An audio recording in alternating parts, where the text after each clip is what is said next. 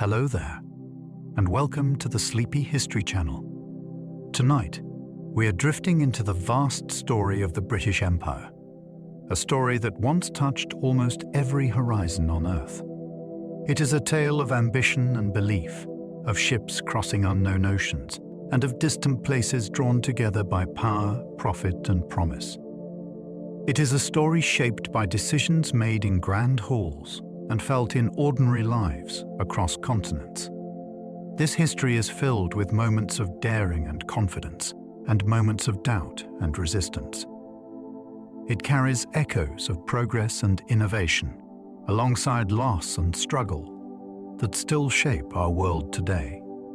Long after the maps were redrawn, the ideas, institutions, and memories of empire continued to travel, settling into languages, cities, and identities in unexpected ways. If you enjoy these gentle journeys, I invite you to like, subscribe, or share a thought below. It helps others find their way here too, one sleepy soul at a time. But for now, let your shoulders soften and your breathing slow. Let the day fade into the distance as your mind begins to explore this remarkable chapter of history. Let's begin. The British Empire once governed nearly a quarter of the world's people. That scale was not only about flags on maps. It meant millions of daily decisions about taxes, courts, schools, borders, and who held power. Administrators in distant capitals tried to turn vast human variety into ledgers and rules. They counted households, measured land, recorded crops, and tracked labor, because revenue was the bloodstream of the empire.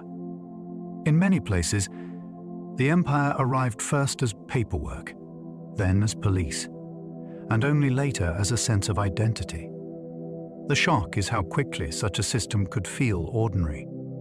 A child might recite lessons written overseas, while a farmer faced new rent set by unfamiliar law. When people resisted, they were not pushing against an idea. They were pushing against a machine that reached into everyday life. At its peak, British rule stretched across every inhabited continent. This was not one continuous territory. It was a scattered world of islands, ports, forts, plantations, settler towns, and inland frontiers. Some places were ruled directly, with British officials running government offices. Others were steered through local rulers, treaties, and military pressure. A sailor could leave a British dockyard, cross the Atlantic, circle Africa, and still find British-controlled harbors along the way. The empire touched tropical forests, dry deserts, crowded river deltas, and wind-bitten coastlines. It shaped sea lanes and mountain passes because geography decided what could be held and what could only be influenced. The strange result was a single political identity attached to radically different landscapes and to societies with their own deep histories. London became the nerve center of a global web of trade. Merchants, bankers, and insurers in London learned to profit from events thousands of miles away. A bad harvest in one colony could shift prices in another, and the paperwork would still flow back to London desks. Shipping schedules, commodity prices, and credit all gathered in the city like weather systems. Lloyd's underwriters turned maritime risk into a business, while investors funded ventures that most would never see with their own eyes. Coffee houses became places where rumors could move money, and money could move policy. This is part of what made the empire feel modern. It relied on information, trust, and contracts as much as it relied on force. It also meant distant communities could be pulled into global markets overnight, for better or worse. The Royal Navy reshaped oceans into guarded highways for commerce. Sea power let Britain protect merchant shipping, intimidate rivals, and respond quickly to crises across far-flung routes. Dockyards repaired hulls, stocked supplies, and trained crews to operate like a moving state. The Navy could blockade a coastline, seize strategic harbors, and escort convoys through dangerous waters. That protection lowered the cost of shipping and made long-distance trade more dependable. It also gave British diplomats leverage at negotiating tables, since a fleet offshore could change the meaning of a treaty. Yet naval power was never free. It demanded constant funding, disciplined manpower, and technical innovation in navigation and gunnery. The deeper story is that control of the sea did not simply move goods. It moved authority, because whoever dominated sea lanes could decide which connections were safe and which were cut. India was called the Empire's Jewel, yet it fueled fierce resistance. For British leaders, India represented immense prestige and enormous resources. It offered vast markets, raw materials, and a large base of soldiers for imperial campaigns elsewhere. It also became a stage for spectacle, with elaborate ceremonies meant to display permanence and unity. But beneath that display, Indians argued, organized, and challenged the moral logic of foreign rule. Resistance could be public and peaceful, through petitions, newspapers, boycotts, and local associations. It could also be sharp and risky, through underground networks and confrontations with officials. Indian thinkers drew on many sources, including religious traditions, new political ideas, and hard-lived experience under colonial administration. The striking tension is that the place celebrated as a prize also produced some of the most determined challenges to the empire. It forced Britain to face questions it could not easily silence. British law spread worldwide, then blended with local customs and courts. Britain carried legal ideas outward through judges, clerks, and printed handbooks. Concepts like precedent, property rights, and contractual obligation traveled with administrators and merchants. In some places, these rules were imposed sharply. In others, they were adapted because local practice could not be erased without constant conflict. Courts became meeting points where different notions of justice collided. People learned to argue in new legal languages, sometimes to protect themselves, sometimes to challenge the system. A community might keep long-held customs for marriage or inheritance while adopting new rules for commercial disputes.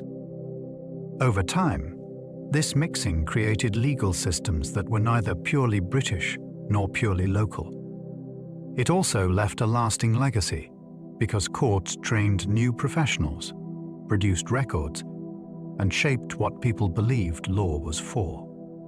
The empire did not only conquer territory, it exported ways of deciding right and wrong. Gibraltar guarded the Mediterranean like a key in a lock. Perched at the narrow entrance, Gibraltar gave Britain a watchtower over one of the world's busiest sea corridors.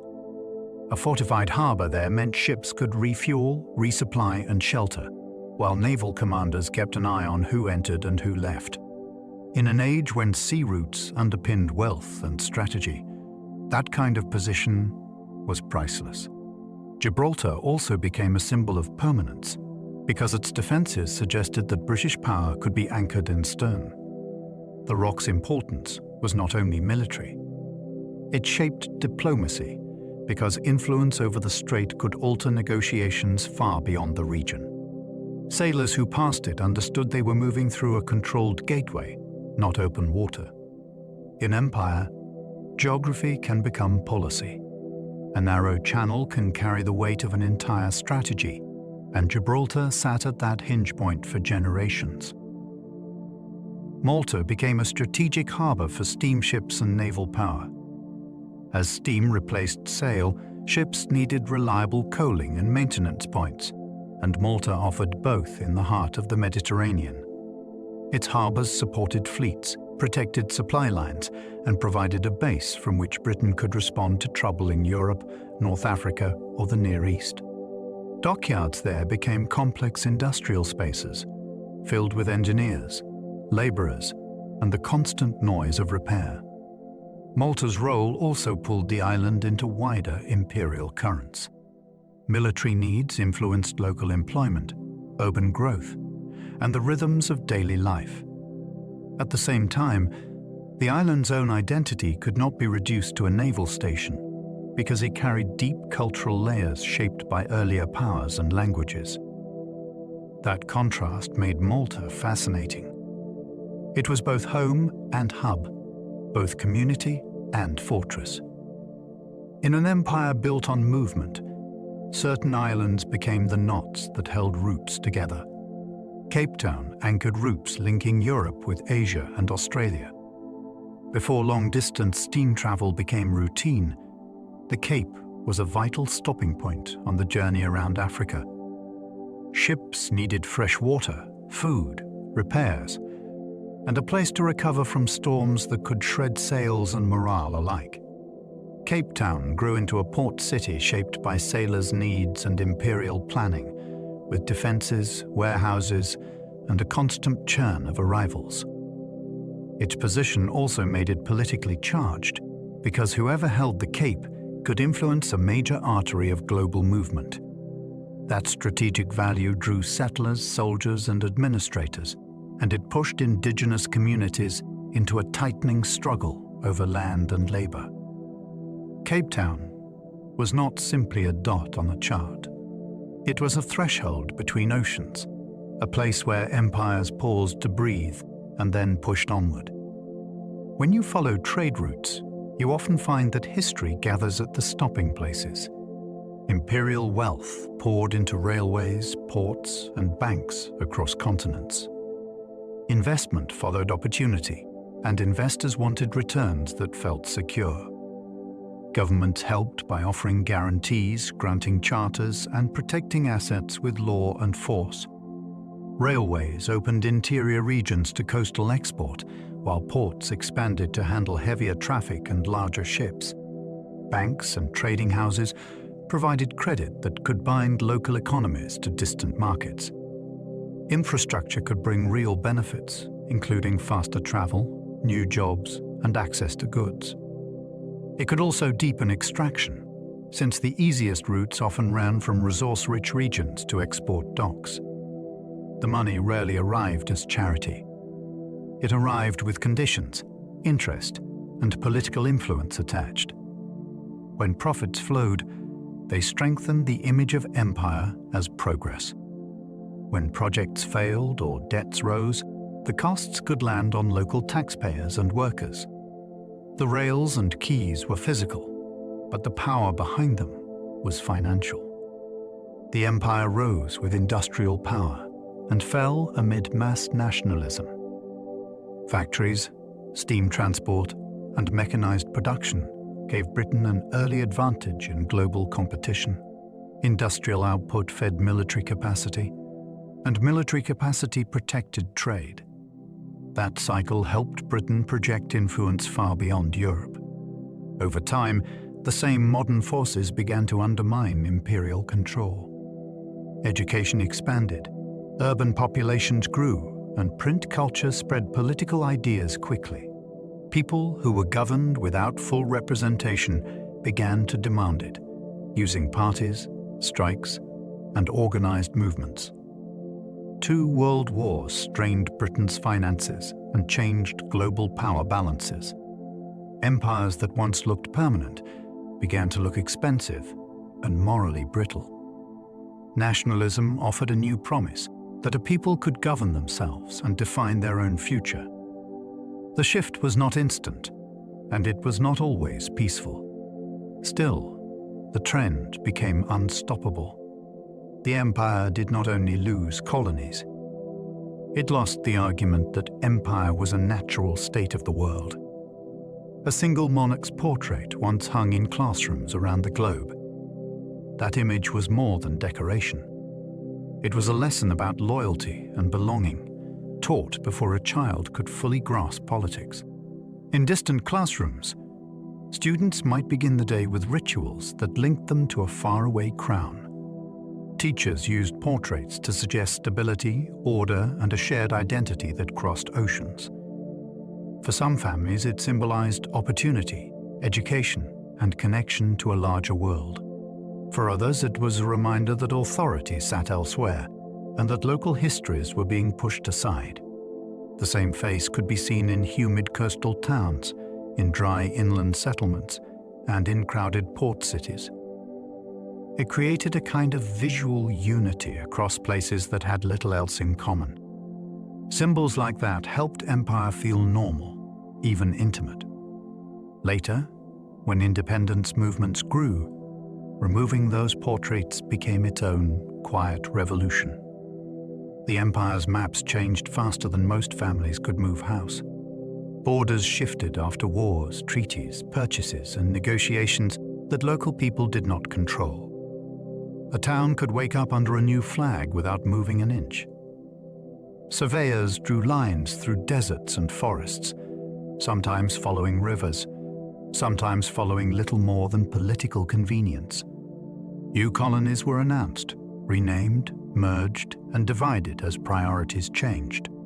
A place might be valuable one decade for sugar, the next for minerals, and later for its strategic location. Those changes were not abstract. They could alter taxes, language policy, schooling, and who had legal authority over land. They could also fracture older networks of trade and kinship, because an administrative border could become a real barrier. The unsettling part is how official certainty on paper could hide confusion on the ground. Maps looked tidy, while lives became complicated. Haiti's revolution terrified slaveholding empires across the Atlantic world. When enslaved people in Saint-Domingue rose up and fought for freedom, they did more than change one colony. They shattered a dangerous illusion, which was the belief that plantation slavery was unbreakable. The revolution proved that people held in bondage could organize, lead armies, and defeat forces sent to crush them. News of the uprising traveled by sailors, merchants, and whispered letters. Planters heard it with dread. Enslaved communities heard it with hope. Governments responded with fear-driven policy, including harsher controls and tighter censorship. The British Empire watched closely because Caribbean wealth mattered deeply to its economy and status. Haiti also forced the world to confront a question it tried to avoid. What does liberty mean if it stops at the edge of a plantation? The revolution made that question impossible to ignore, and it changed the moral weather of an era. Convict ships helped build Australia's early colonial workforce. For Britain, transportation solved several problems at once. It removed prisoners from overcrowded jails, and it supplied labor to a distant colony that struggled to survive. For the convicts, the voyage could feel like exile beyond imagination. Months at sea meant disease, discipline, and a constant uncertainty of what waited on land. Once arrived, many were assigned to work gangs, farms, and public projects. They built roads, bridges, storehouses, and the practical bones of new settlements. Some served harsh sentences under brutal oversight. Others earned tickets of leave and slowly built new lives, sometimes becoming skilled workers and small landholders. This created a society with an unusual origin story, where shame and opportunity tangled together. Australia's early colonial infrastructure was not simply planned. It was carried out by people who had lost freedom, then labored under a system that demanded both punishment and productivity. Indigenous Australians faced dispossession backed by imperial legal theories. British settlement advanced with a belief that land could be claimed if it was not used in a way the colonizers recognized. That idea turned complex Indigenous stewardship into something invisible on paper. As settlers expanded, hunting grounds and sacred sites were fenced, renamed, and sold. Violence followed, sometimes as open conflict and sometimes as quieter coercion. Disease and displacement deepened the catastrophe. Colonial law often treated Indigenous people as subjects without full protection, while treating settler property claims as natural and permanent. Yet indigenous communities resisted in many ways. They fought, they negotiated, they adapted, and they carried culture through immense loss. The tragedy is not only what was taken, it is how legal language was used to make taking seem reasonable. When dispossession is written as policy, it can look orderly from a distance. Up close, it is lived as grief, endurance, and the struggle to remain. New Zealand's Treaty of Waitangi still shapes politics and courts. In the early 1840s, British representatives and many Maori leaders signed an agreement that was supposed to define governance and rights. The treaty quickly became contested because the English and Maori texts did not match perfectly in meaning, especially around sovereignty and authority. As settlement grew and land hunger intensified, disputes followed and trust was strained. Over generations, Maori communities pressed claims that the treaty's promises had been broken. In the modern era, those claims reshaped national conversation. The treaty became a living document used to examine land sales, resource rights, and the responsibilities of the state. Courts and tribunals began to treat it as more than an old relic. They treated it as a framework for justice. This makes New Zealand unusual in the imperial story. A document signed under colonial expansion still has legal and moral force today. It is history that keeps speaking, and it keeps demanding answers. The Maori Wars revealed how contested land became imperial policy. These conflicts were not a single war with a single cause. They were a series of clashes shaped by land purchases, political authority, and differing views of sovereignty. Some Maori leaders formed movements to protect land from sale and to strengthen unity against creeping settlement. British and colonial forces brought modern weapons and professional tactics, yet they faced fierce resistance and formidable fortifications. Fighting hardened attitudes on both sides, and it made land policy more aggressive. Confiscations punished whole communities, and they created long shadows that stretched into later generations. At the same time, Maori strategy and diplomacy showed that indigenous politics were sophisticated and adaptive. The wars revealed an imperial pattern. When land is the prize, negotiation becomes a battlefield too. Paper agreements can be followed by soldiers. Survey lines can be followed by gunfire. The Maori Wars make it clear that empire was not only built by explorers and merchants. It was built by decisions about who could belong to the soil itself. The East India Company began as traders, then ruled vast territories. It started with warehouses, account books, and cautious deals for spices and textiles. Over time, commerce and politics tangled together because trading posts needed protection, and protection invited bargaining with local rulers. The company learned how to turn profit into influence, and influence into power that looked like government. It minted coins, negotiated treaties, collected taxes, and maintained courts that could decide the fate of merchants and farmers alike. Its officers were not kings, yet they acted with the reach of a state. Forts grew into cities, and contracts turned into commands. For many in Britain, the company became a symbol of daring enterprise. For many in Asia, it became a new kind of authority, one that arrived with ledgers in hand and soldiers close behind. Company armies included far more Indian soldiers than British ones. The Empire's early battles in South Asia were often fought by men who were not British and who marched under unfamiliar flags for complex reasons. Some enlisted for steady pay and rations in hard times. Some were drawn by local alliances, family traditions of service, or the status that came with a uniform. Their training blended European drill with regional skills, and their presence made the company far stronger than its small number of British recruits suggested. This also created a delicate dependence. Loyalty had to be managed through wages, respect, and religious accommodations. When trust broke, the consequences could be immense, because the force that held territory together could also become the force that challenged it. The story is not only about domination, it is about how empire ran on local lives. Bengal's revenues became a financial engine for imperial expansion. Control of Bengal meant access to a rich agrarian economy and to a tax stream that could be transformed into power elsewhere. Revenue collection was not a distant abstraction. It was a system of assessments, records, and enforcement that reached villages and markets.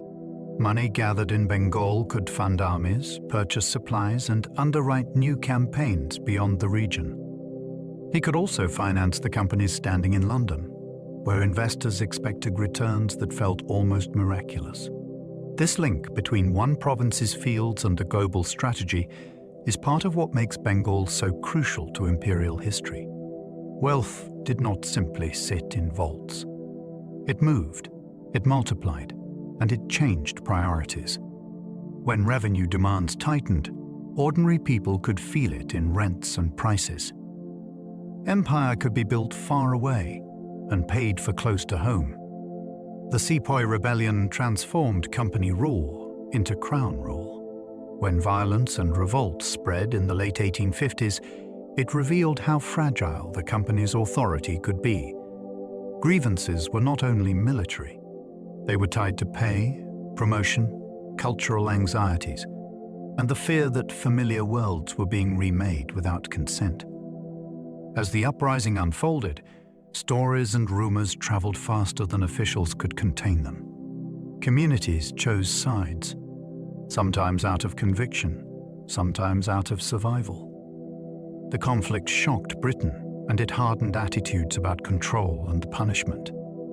Afterward, the British state decided that a private company should not hold such power again. Rule shifted to the crown, and the language of governance changed with it.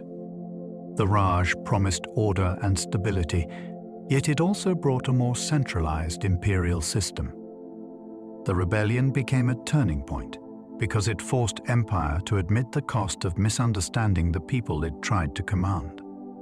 Railways in India moved troops quickly and goods even faster. The steel tracks did more than speed up travel. They reorganized space itself, turning days of journey into hours and linking inland towns to coastal ports with new urgency. Stations became meeting points where languages mixed and markets expanded. Third-class carriages carried millions, often in crowded conditions that made the railway feel both modern and harsh. Construction demanded huge labor forces, and it brought accidents, debt, and disruption alongside wages and new skills.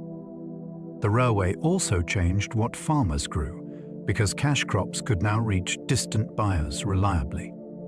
That could bring opportunity, yet it could also make local diets more vulnerable to price swings. Over time, timetables and standardized tickets introduced a new rhythm to daily life. The railway promised connection, and it delivered it, but it also tightened the grip of an economy that could reach deep into the countryside. Telegraph lines let governors send orders across oceans in minutes. Before the wires, imperial communication could take weeks or months, and a crisis might be over before London even heard about it.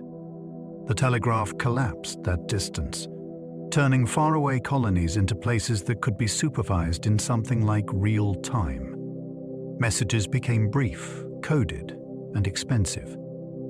That shaped what leaders chose to say and what they chose to hide. A governor could request troops, report unrest, or ask the mission for policy, then receive instructions while events were still unfolding. News agencies used the same networks, so markets and newspapers began to move to a faster beat. This speed had a psychological effect too. It made empire feel tighter, more controllable, and more modern than it really was. Yet the telegraph also created new vulnerabilities. A cut cable could isolate a colony instantly, and secrecy became a new battlefield because information itself had become power. The Suez Canal made India feel suddenly closer to Britain. When ships could pass through Suez, the route to South Asia shortened, and the empire's geography seemed to fold in on itself. Steamship travel became more predictable because captains no longer needed to brave the long sweep around southern Africa. Faster journeys meant fresher mail, quicker troop movements, and tighter commercial schedules. It also raised the canal's strategic value to a level that made rivals anxious. Control of the passage became a question of imperial survival, not merely convenience. The change was visceral. The world felt smaller, and distant postings felt less like exile. For traders, it meant quicker turnover and new patterns of supply. The canal did not create empire, but it strengthened it at a critical time, because it reduced the friction of distance. When travel time shrinks, decision-making changes too, and so does the confidence of those who rule. The Atlantic slave trade enriched ports, insurers, and shipping firms. Money from human captivity did not vanish into a single vault. It flowed through dockyards, rope makers, barrel makers, and metal workers who forged shackles and fittings. Merchants built fortunes by financing voyages and by selling the goods those voyages carried. Insurers learned to price risk on the ocean, then grew powerful by turning catastrophe into paperwork and premiums. Banks extended credit because a ship could cost a fortune before it earned a penny.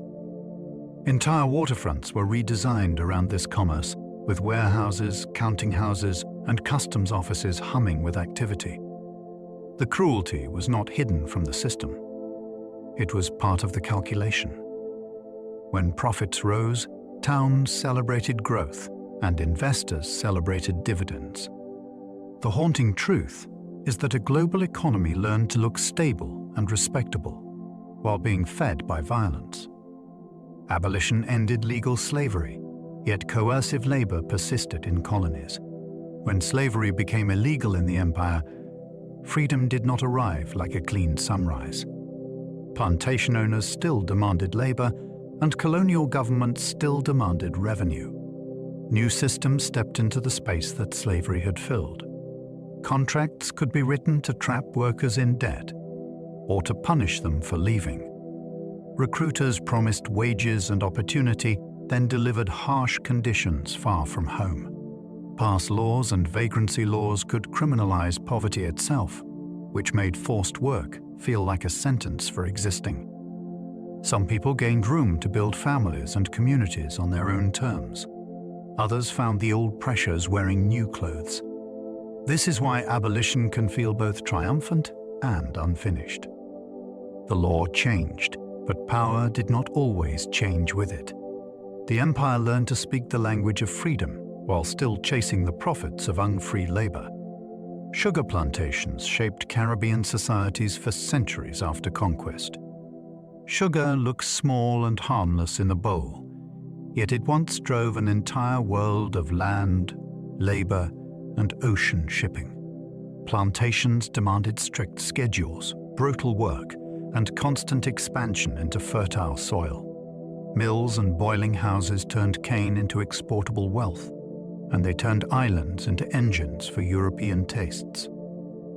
Over time, sugar created a social order built on hierarchy, surveillance, and fear. It also created extraordinary cultural resilience. Enslaved Africans and their descendants preserved languages, music, foodways, and faith under crushing pressure. After emancipation, the plantation economy still set the rhythm of life, because the best land remained tied up and wages remained low. Hurricanes, price crashes, and market shifts could ruin a season overnight. Caribbean history cannot be understood without sugar because it shaped who lived where, who owned what, and whose voices were heard. Jamaica's Maroons forced treaties that recognized their freedom and land. In Jamaica's rugged interior, communities of escaped enslaved people built settlements designed for survival. They learned the terrain in intimate detail, and they used that knowledge to outmaneuver colonial forces. Raids could be swift and precise. Retreats could vanish into forest and mountain. Over years, their resistance became so costly and so persistent that British authorities chose negotiation. Treaties recognized maroon freedom and granted lands, which was a remarkable outcome in a slave society built on denial of both. Those agreements did not end tension. They created new dilemmas about autonomy, borders, and obligations. Still, the core achievement mattered. A people who had been treated as property forced an empire to sign papers that admitted their independence. It is one of the clearest examples of how courage and strategy could bend imperial policy. The Maroons did not wait for permission to be free. They made freedom real, then demanded it be acknowledged. Canada's Confederation created a new dominion without full independence. In the 19th century, several British North American colonies chose to unite into a federation. Confederation promised practical benefits, including shared defense, coordinated railways, and a larger economy that could compete with powerful neighbors. It also offered a political compromise. Local governments could handle many internal matters, while Britain retained control over foreign policy and certain constitutional powers. The result was a dominion, which was a self-governing state within an imperial framework. This model allowed Britain to reduce costs and conflict while still keeping strategic ties. For Canadians, it created a new national structure, yet it did not settle every question. Francophone and Anglophone relations remained complex. Indigenous nations faced continued pressure, treaties, and displacement as settlement expanded westward. Confederation shows another face of empire. Control was not always enforced through direct rule. Sometimes it was maintained through a layered partnership that offered autonomy while still holding the final keys. The Hudson's Bay Company controlled trade across an enormous interior. From a few coastal outposts, it built a commercial world that stretched deep into forests, lakes, and river systems. Canoes and later York boats carried trade goods inland, then returned heavy with furs that European buyers craved. Posts became more than shops. They were places where alliances were negotiated, disputes were settled, and survival depended on planning for winter long before snow arrived. Company men kept meticulous journals and inventories, because a missing shipment could mean hunger or ruin. Over time, the company's influence looked almost like government. It set rules for trade, it enforced debts, and it shaped where people traveled. Yet it could not simply command the land. It depended on indigenous knowledge, indigenous networks, and indigenous choices.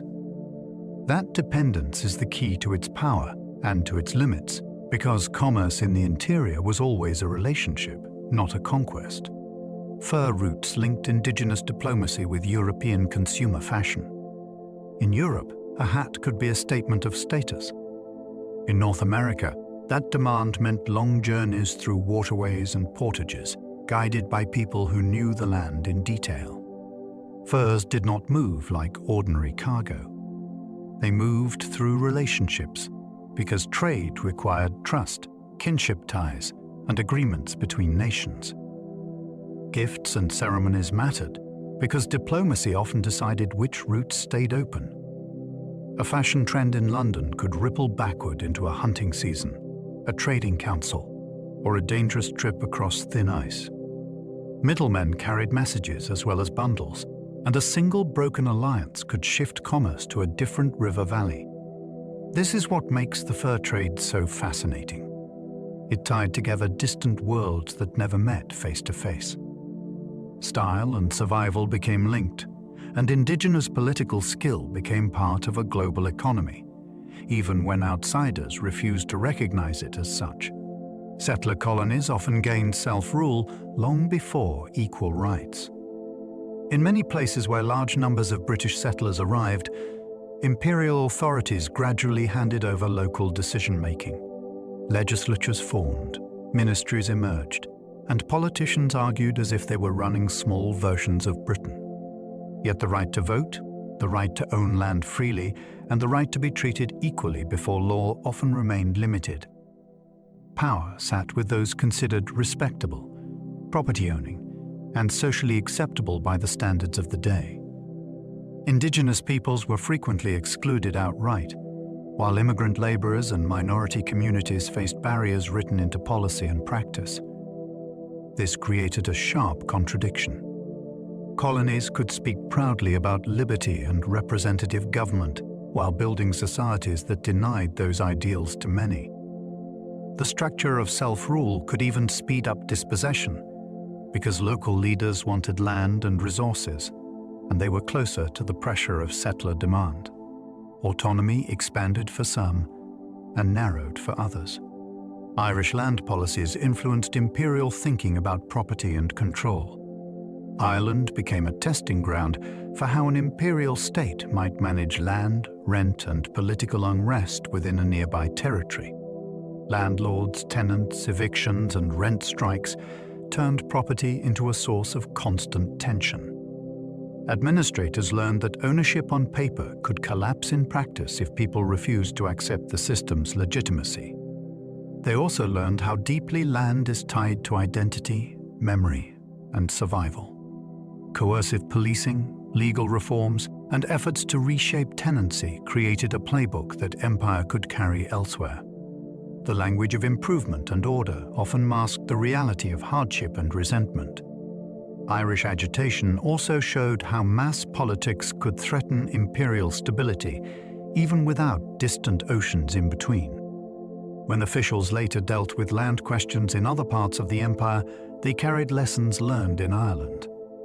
They worried about rebellion, they worried about revenue, and they often chose control first, even when compromise might have reduced long-term conflict. The empire tested censuses to measure populations, taxes, and labor. A census sounds neutral, but in an empire, it could be a tool that changed how people were seen and treated. Enumerators arrived with forms and categories, asking questions that assumed certain kinds of families, occupations, and identities. Communities that had named themselves in flexible ways could be forced into fixed boxes. Those boxes then shaped policy. Taxes could be assessed more efficiently. Labor could be recruited or compelled more systematically. Officials could claim they understood society because they had numbers that looked precise. Yet the act of counting also produced errors and tensions. People might hide relatives, avoid officials, or argue over the labels assigned to them. Over time, census categories could harden into social facts because schools, courts, and employers repeated them. The most striking part is that the census did not only describe populations. It helped create new political realities by deciding what was visible to the state and what was ignored. Colonial policing models later influenced modern security institutions worldwide.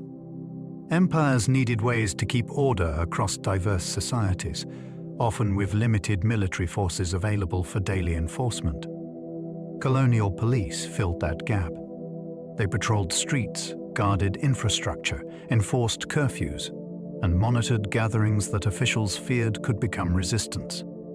Intelligence work became central. Informants, dossiers, and surveillance practices were developed to map political networks and to disrupt them. In some colonies, police forces were militarized and trained to respond with force rather than mediation. In others, they blended local recruitment with imported command structures, which could create divided loyalties and deep mistrust. These methods did not always disappear at independence. New states inherited stations, laws, and training systems that had been designed for control, not consent. That is why colonial policing remains such a powerful legacy. It shaped how authority looks on the street, how citizens relate to the state, and how fear can be built into routine procedures. What began as an imperial necessity became a template with a long afterlife. The empire standardized time zones for ships, railways, and schedules. Before standard time, noon could mean something different from town to town because it followed the local sun. That worked for village life, but it failed for railways and modern shipping schedules. Missed connections became more than an inconvenience. They became financial losses and safety risks. Standard time made an empire feel coordinated. A train could run on a published timetable. A port could plan arrivals. A telegram could be stamped with a time that everyone understood. This was not merely technical. It changed how people experienced daily life. Clocks became more authoritative than skies, and punctuality became a moral expectation rather than a convenience. Standard time also served power. It let administrators coordinate across distance with fewer misunderstandings. It made commercial systems smoother, and it made military logistics more reliable. A simple decision about clocks helped turn sprawling territories into something that could act, at least on paper, like a single organized machine. The Greenwich meridian became the world's prime reference for longitude. Finding longitude at sea was once a terrifying problem, because a small error could send a ship onto reefs or far off course. Over centuries, navigation improved through instruments, observatories, and the steady work of astronomers who measured the sky with patient precision. Greenwich became a symbol of that effort. Charts and almanacs tied their measurements to it, and ships carried that reference across oceans. Eventually, nations agreed to treat the Greenwich meridian as a shared starting line for global mapping. This had practical benefits. It made navigation, chart-making, and international scheduling easier. It also carried a political weight, because setting a global reference point is a quiet form of authority. When the world measures itself from your line, your institutions feel central. The fascinating part is that this global agreement was built from human choices, not natural law. The Earth does not demand a prime meridian. People chose one and then organized the planet around it. Empire mail networks made letters travel with astonishing reliability. In a world before instant messages, a letter could be a lifeline. It carried contracts, family news, and orders that shaped careers and colonies. The empire treated mail as infrastructure, not as a luxury. Steamships and scheduled routes made deliveries more predictable, while postal clerks developed systems for sorting, sealing, and tracking. In many colonies, post offices became symbols of the state, sitting in central squares like quiet promises of connection to a wider world. Mail also created intimacy across distance. A soldier could hear from home. A migrant could send money and news. A merchant could confirm prices before committing to a shipment. Yet those networks could also serve control. Authorities could monitor correspondence, delay mail, or restrict political communication. The wonder is how a sheet of paper could travel across oceans and arrive on time, carried by people who might never know the message's meaning. The postal system stitched empire together with routine, and routine can be a powerful form of rule. Undersea cables turned oceans into corridors for near-instant news. Laying a cable on the seabed demanded bold engineering and stubborn optimism. Ships paid out heavy lines into deep water, hoping storms, currents, and sharp rocks would not destroy years of work. When the cables held, the effect felt like magic. A financial shock in one port could be known in another before the day ended. Diplomacy sped up because negotiations no longer depended on ships carrying packets across weeks of ocean. News agencies gained an edge, and markets began to react to information with new urgency. This speed changed expectations. Delays started to feel like failure rather than fate. Yet the cables also created new points of vulnerability. The break could isolate whole regions, and sabotage became a strategic threat. what fascinates me most is how the ocean, once a vast barrier, became part of a communication system. The sea still looked empty and endless, but beneath it ran the thin lines that helped make the modern world feel connected. The empire's opium trade helped fund power in East Asia. In the 19th century, Britain faced a hard problem in Asia. There was huge demand in Britain for Chinese tea, silk, and porcelain. China wanted far fewer British goods in return. Silver flowed out, and officials worried about a trade imbalance that felt like national weakness. Opium became the brutal solution. Grown largely in India under tightly controlled systems, it was shipped toward Chinese markets where it fueled addiction and social disruption. Profits did not just reward smugglers. They strengthened companies, financed officials, and helped balance the books of empire. The trade also tied together distant regions in a single chain of cultivation, shipping, bribery, and enforcement. It is one of the clearest examples of how imperial power could be propped up by commerce that was openly destructive. The empire sold harm, then used the proceeds to expand. The Opium Wars opened Chinese ports under unequal treaty pressure. When Chinese authorities tried to suppress the opium trade, the dispute did not remain a customs problem. It became a clash of power, backed by modern naval guns and diplomatic demands. Britain framed its actions as defending trade and national honor, while many Chinese officials saw a foreign assault on sovereignty and social order. Defeat forced China into treaties that granted new access for foreign merchants, along with legal privileges that placed many outsiders beyond Chinese BR. Courts. Port cities changed rapidly. Warehouses, foreign districts, and new forms of policing appeared, and local economies were pulled into global price swings.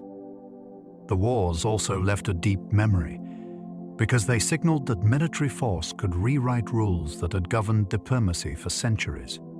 This is why the Opium Wars matter beyond the opium itself. They marked a turning point in East Asia's relationship with Western empires, and they reshaped what power looked like. Hong Kong became a British colony after the First Opium War. The island's value was not in farmland or grand monuments. It was in its harbour and position, a place where ships could anchor, repair, and trade under British protection. From that starting point, a city grew at remarkable speed. Merchants arrived, dock workers followed, and fortunes could be made in shipping, brokerage, and finance. For Britain, Hong Kong offered a foothold that made commerce easier to control. For many Chinese migrants, it offered work and relative stability, even while inequality and exploitation were common. The colony also became a crossroads of languages, laws, and identities. British administration sat beside Chinese social networks, guilds, and family associations that kept daily life running. Over time, Hong Kong's role expanded far beyond its small size. It became a symbol of imperial reach, and later a symbol of how imperial legacies can outlast the empires that created them. Singapore was founded as a strategic trading post for the Straits. Its rise began with geography. The narrow sea routes nearby carried ships between the Indian Ocean and the South China Sea, and whoever influenced that passage could shape regional trade. The settlement was designed to attract merchants by promising order, protection, and predictable rules for business. That predictability mattered because traders from many communities needed a place where deals could be enforced and cargo could move quickly. Singapore drew in Chinese, Malay, Indian, Arab, and European networks, and it became a hub where goods could be stored, repacked, and sent onward. The port's success also depended on labor, from dock workers to clerks, and on a hierarchy that placed some communities closer to power than others. What makes Singapore fascinating is how quickly a planned outpost became a global city. It shows how an empire could build influence not only through conquest, but by constructing a marketplace that others found hard to ignore. Malaya's rubber and tin fed global industries and wartime needs. Rubber and tin sound like ordinary materials until you follow where they went. Rubber became essential for tires, industrial belts, and countless machine parts. Tin became vital for soldering, packaging, and manufacturing. Malaya's plantations and mines turned these resources into a stream of exports that powered factories far away. This economic transformation reshaped landscapes.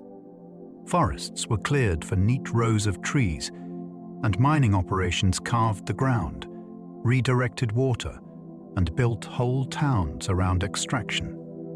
It also reshaped society.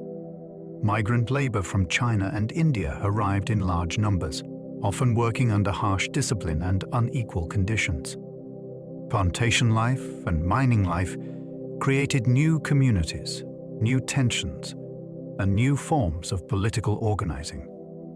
When war came to Asia, those supplies became strategic targets because modern armies rely on industrial inputs as much as on weapons. Malaya's resources were not just profitable, they were pivotal to the machinery of the 20th century. Burma's annexation reshaped borders and displaced older kingdoms. Burma was drawn into empire through a series of conflicts and political pressures that ended with the removal of its monarchy. That change was not only symbolic, it altered how authority worked on the ground. Royal courts that once anchored legitimacy were replaced by colonial offices that valued revenue, order, and administrative reach. Borders were reorganized, and diverse ethnic regions were managed through systems that often misunderstood local loyalties. New commercial priorities followed. Timber extraction expanded, and rice production grew for export markets that could reward a good year and punish a bad one. Migration increased too, as workers moved toward economic opportunity created by colonial rule. For many Burmese, the loss of a kingdom was not just a change in rulers. It was a change in the story of the land itself, from a place with its own political center to a province within a distant empire. Annexation did not simply add territory. It rewired identity and power. The Anglo-Afghan wars showed how mountains could defeat empires. Afghanistan sat at the edge of rival ambitions, and British leaders feared that hostile influence might threaten India. Campaigns were launched with confidence, and they often began with dramatic advances. Then geography and politics struck back. Mountain passes narrowed supply lines, winter weather punished planning, and local alliances shifted in ways outsiders struggled to predict.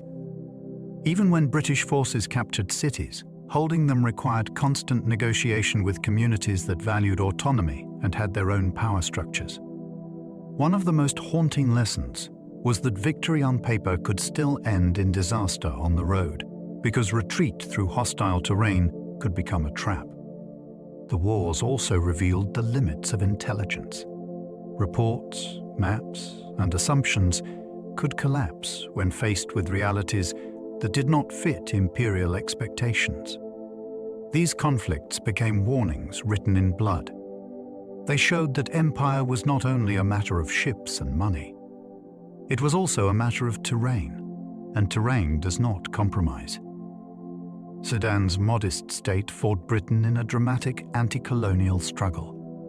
In the late 19th century, a religious and political movement in Sudan rose against foreign-backed rule and local oppression. It drew followers through faith, anger at corruption, and a promise of renewal that spoke to real suffering.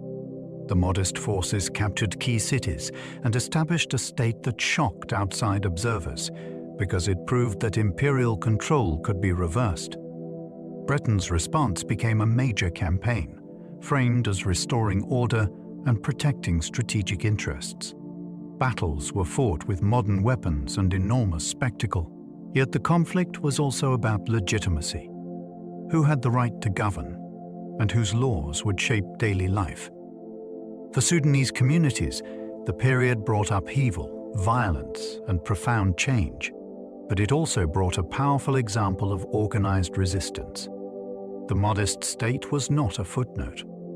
It was a reminder that empire could meet movements strong enough to create their own governments and bold enough to challenge the world's most powerful forces. Egypt's occupation linked finance, canals, and imperial strategic anxiety.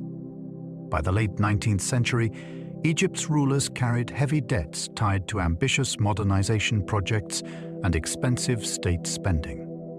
European creditors demanded influence, and financial control began to blur into political control. Britain moved from pressure to occupation, arguing that stability and repayment required direct oversight. What followed was a form of rule that worked through administrators, budgets, and security forces, while insisting it was temporary and necessary. Egyptians debated and resisted because foreign control of finances felt like foreign control of the nation's future.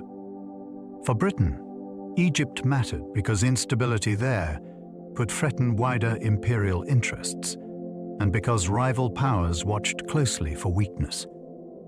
The occupation shows how empire could arrive wearing the mask of accounting. Bankers and bondholders opened doors that soldiers later walked through. It also shows how a country's sovereignty can be eroded without a formal annexation, through the slow tightening of assistance that becomes command. South Africa's mineral wealth drew Britain into bitter settler wars. When diamonds and gold were found in South Africa, the discoveries did not stay local. They drew global investment, waves of newcomers, and fierce competition over land and political power. Mining demanded capital, machinery, and a controlled labor force, so new systems emerged to recruit workers and restrict their movement. Boontowns grew fast, and wealth concentrated quickly in the hands of those who controlled claims and finance. The stakes rose further because independent settler republics and British authorities each wanted to shape the region's future. Diplomacy soured, militias mobilized, and conflict became increasingly likely. Mineral wealth did not simply create prosperity. It created urgency, fear, and a readiness to fight, because whoever controlled the mines could fund a state. This is why South Africa became a flashpoint within the empire. Resources turned political rivalry into a struggle that reshaped the region and left legacies of inequality that would endure long after the mining rushes. The Boer War pioneered concentration camps and modern total war tactics. It began as a conflict between Britain and the Boer republics, and it quickly became a lesson in how wars spill into civilian life. Commanders tried to break guerrilla resistance by denying fighters food, shelter, and intelligence. Farms were burned, livestock was seized, and families were uprooted. People were then confined in camps where overcrowding, poor sanitation, and disease caused shocking suffering, especially among children. The camps were not designed as death factories, yet neglect and policy still produced mass tragedy. The war also showcased new tools of industrial conflict, from railways used for logistics to widespread scorched earth strategy. Reporters and campaigners forced the public to confront what was happening, which made moral outrage part of imperial politics. The legacy is unsettling. The war helped normalize the idea that civilians could be targeted indirectly, and that winning could mean breaking a society's ability to endure. Imperial propaganda often framed conquest as humanitarian, civilizing missions. Empire needed more than soldiers and ships. It needed stories that sounded noble enough to repeat at dinner tables and in classrooms. Politicians and newspapers promised progress, order, and the end of barbarism, while ignoring the violence that made those claims possible. Public posters and popular books celebrated explorers and administrators as heroic bringers of light. The language was comforting because it turned invasion into a moral duty. It also made exploitation easier to excuse, since resources could be described as development and obedience could be described as education. Many people in Britain sincerely believed these tales because they were surrounded by them. In colonies, the same rhetoric could feel like an insult because it dismissed local histories and achievements as if they were empty. Propaganda did not simply justify empire after the fact. It shaped policy itself because leaders began to chase their own myth and punish anyone who disrupted the performance of benevolence. Missionary schools expanded literacy and also enforced cultural conversion. In many colonies, missionaries built some of the earliest networks of formal schooling, often teaching reading, writing, and basic arithmetic. For children who gained access, literacy could open new worlds of work and status. It could also build bridges across languages through translation and printed texts. Yet schooling often came with strict expectations about religion, dress, and family life. Traditional beliefs were treated as errors to be corrected, and local languages were sometimes sidelined in favor of English. The classroom became a site of both opportunity and pressure. A student might learn to read the Bible, then use that skill later to challenge colonial rule through petitions and newspapers. Another student might be taught to feel shame about their own community's customs. The story is complex because education can empower while it reshapes identity. Missionary schooling offered tools for the future, and it also tried to remake the person holding those tools. Colonial museums collected artifacts, often taken during violent campaigns.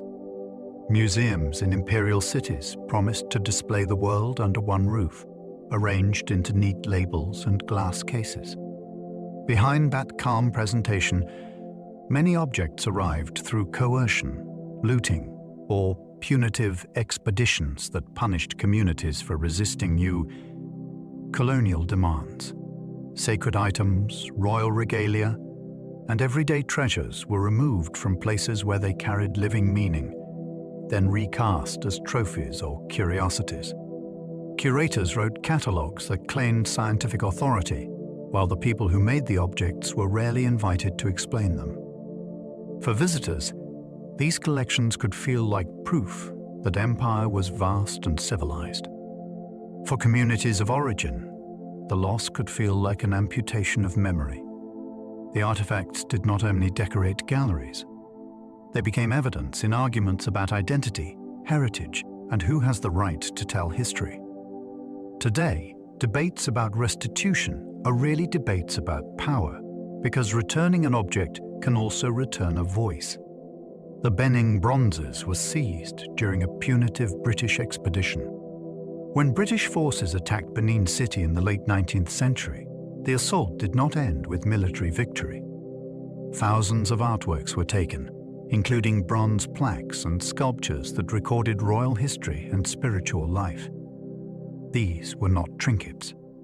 They were masterpieces of metalwork created by highly skilled artists within a long tradition.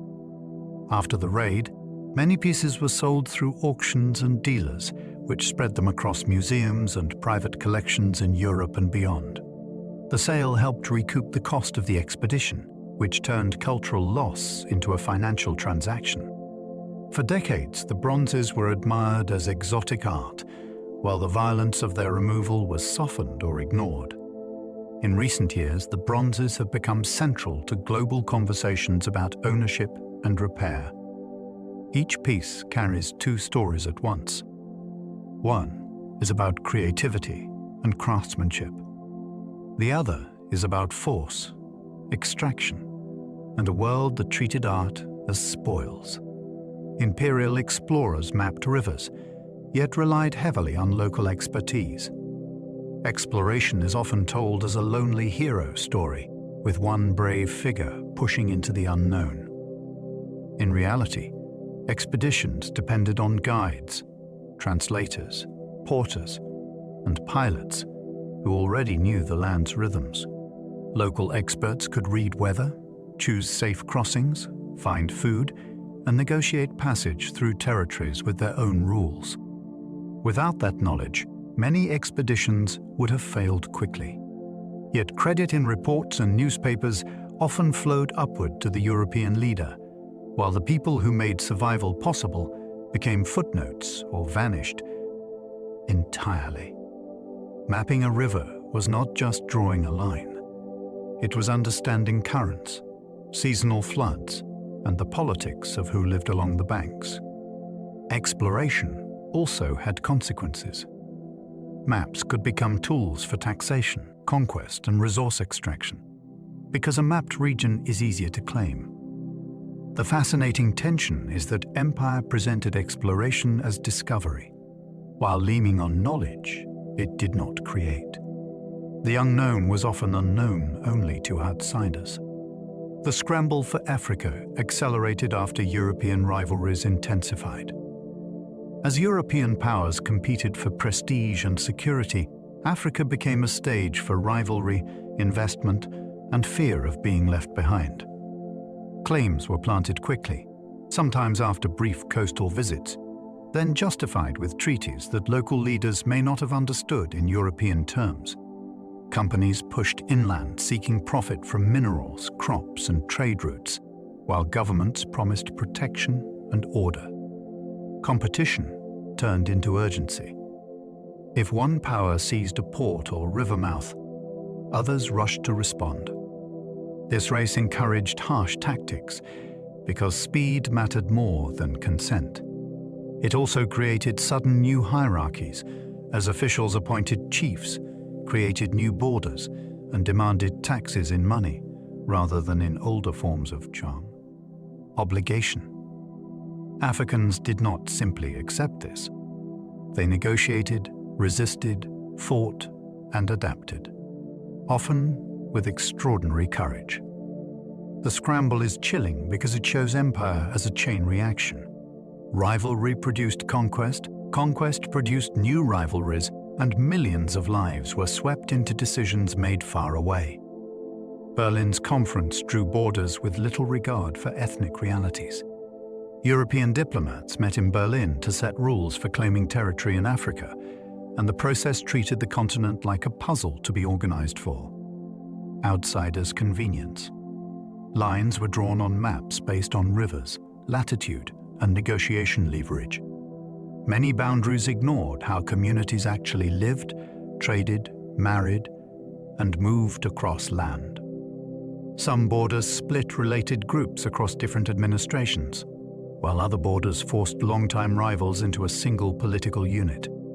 The immediate goal was to reduce conflict between European powers, not to create stable societies for Africans. Those borders then shaped colonial policy, because officials governed within the lines they had inherited. After independence, many new states kept the same boundaries to avoid endless disputes, which meant the conference's decisions continued to matter. The haunting part is how paperwork in a European city could ripple outward for generations. A border drawn for diplomacy can become a border guarded by soldiers, taught in schools, and defended as national destiny. Protectorates often meant indirect rule through local elites and chiefs. A protectorate could sound softer than conquest, because it suggested guidance rather than domination. In practice, it often meant Britain controlled foreign policy and key decisions, while day-to-day governance was carried out through selected local authorities. These leaders might be traditional rulers, or they might be newly empowered figures chosen because they were cooperative. Indirect rule was efficient. It reduced the number of British officials needed, and it used existing structures to collect taxes and enforce law. It also changed local politics, because power began to flow through imperial approval. Communities could find themselves governed by chiefs with expanded authority, or by leaders whose legitimacy was contested.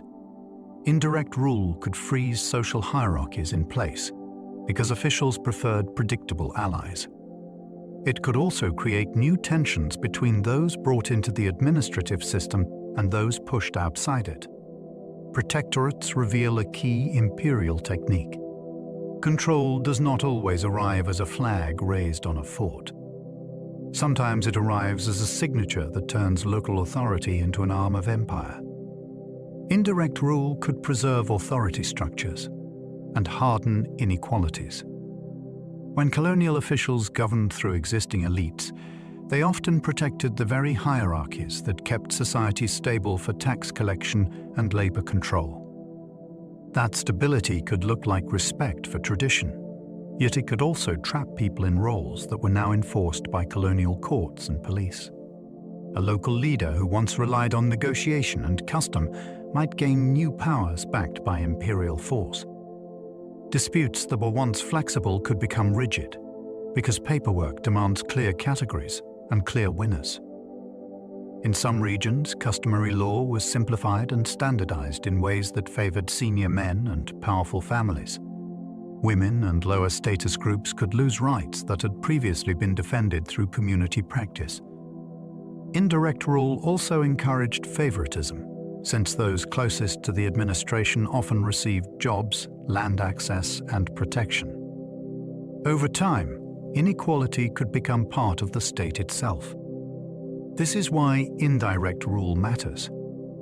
It shaped not only who governed, but how society understood rank, rights, and belonging long after empire ended. The empire popularized passports, permits, and paperwork for movement. Travel in many imperial spaces became something you could be asked to prove, not merely do. A piece of paper could decide whether you boarded a ship, crossed a checkpoint, entered a city, or took certain work. Officials used passes and permits to manage labor, prevent undesirable migration, and keep watch on political organizers. The system trained people to treat identity as something that had to be stamped and verified, even when a community had always moved by season, family ties. Trade. Paperwork could also be a weapon of delay. A missing signature could cost a job, or strand a traveler far from home. For administrators, documents made society feel legible and controllable. For ordinary people, they could make the world feel narrower, because movement turned into a privilege that could be granted, denied, or revoked with a clerk's decision. Colonial famines were worsened by policy choices and market priorities. Drought and crop failure can begin a famine, but policy can decide whether a famine becomes a catastrophe. In several colonies, officials trusted markets to correct shortages, even as hungry people ran out of money long before food ran out. Grain could continue to move toward export or toward paying debts, while local prices rose beyond reach. Relief was often shaped by fear of encouraging dependency, so aid could be slow, conditional, and tied to punishing work requirements. Bureaucratic rules could treat hunger as a problem of discipline rather than survival. Transportation improvements sometimes moved food quickly, but not always to the people who needed it most. The cruel twist is that famine can exist beside commerce. A port can be busy while villages are starving. These disasters left more than graves. They left a memory that government can fail in the most basic duty, which is to keep people alive. Ireland's Great Famine became a political trauma across the empire. When the potato failed and hunger spread, Ireland's suffering was watched not only at home, but across an empire that claimed to value order and moral responsibility. People argued fiercely over what the state should do, and over whether charity could replace structural change. Evictions and mass emigration turned the crisis into a story of families broken apart, not only a story of hunger.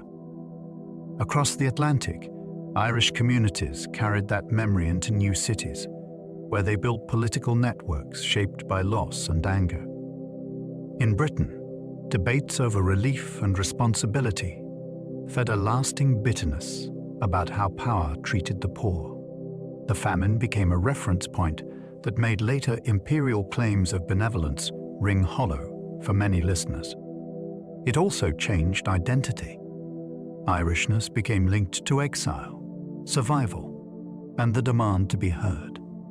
Trauma does not stay in one place. It travels with people, and it hardens into politics. Indian famine commissions produced data, yet often resisted major reforms. After devastating shortages, officials convened commissions to investigate what had happened, and the investigations could be impressively detailed. They gathered testimonies, compiled rainfall records, tracked prices, and mapped where suffering was worst. That work created a kind of administrative memory, a belief that the crisis could be understood through careful measurement. Yet the same reports often defended existing economic assumptions. Many commissioners feared that strong intervention would disrupt markets, weaken discipline, or expand government obligations beyond what they considered safe. So the result could be a strange mix of clarity and caution. The numbers were accurate enough to be haunting, but the recommendations could be timid. For Indian critics, this gap mattered. It suggested the state could describe suffering in precise language, then still choose restraint when lives were at stake. Commissions also shaped later policy, because their categories and conclusions became official truth. When the state writes the archive of a disaster, it also writes the terms of the argument about responsibility. The empire recruited colonial troops for wars far from home. When Britain went to war, the call reached far beyond the British Isles. Recruiters appealed to loyalty, wages, adventure, and the promise that service would earn respect or political concessions.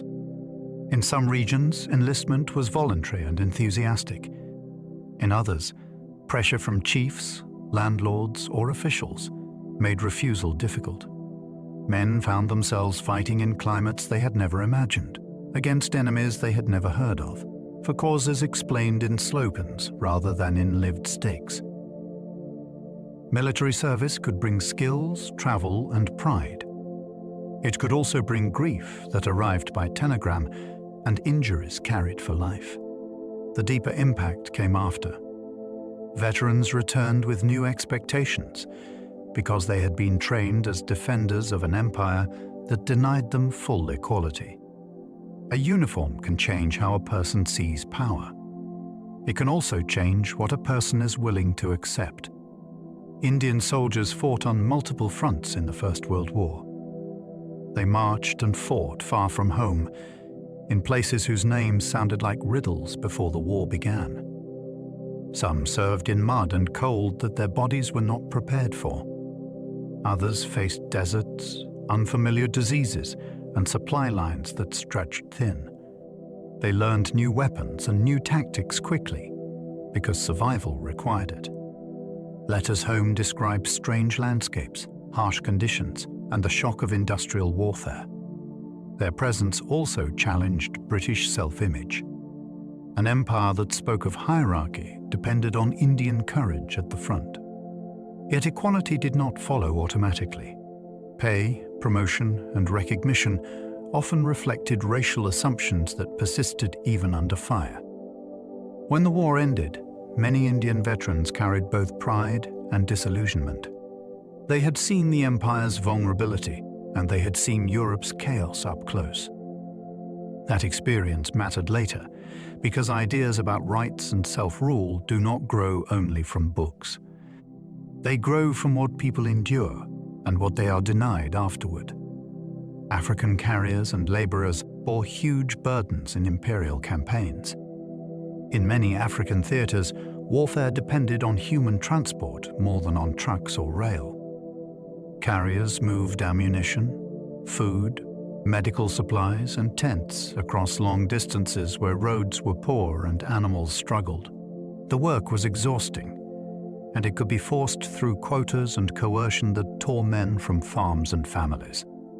Carriers faced hunger, exposure, and disease, often with far less protection than uniformed troops. When supplies failed, they were the ones who still had to walk. Their labor made campaigns possible, yet their stories were often sidelined in official narratives that preferred battlefield heroics. The consequences reached beyond the war itself. When many working-age men were pulled into porterage, planting and harvest cycles could collapse. In that way, military logistics could become a hidden attack on civilian survival. Empires celebrate generals, But campaigns also run on feet and backs. Those backs carried the weight of strategy. The Anzac story tied Australian identity to imperial warfare.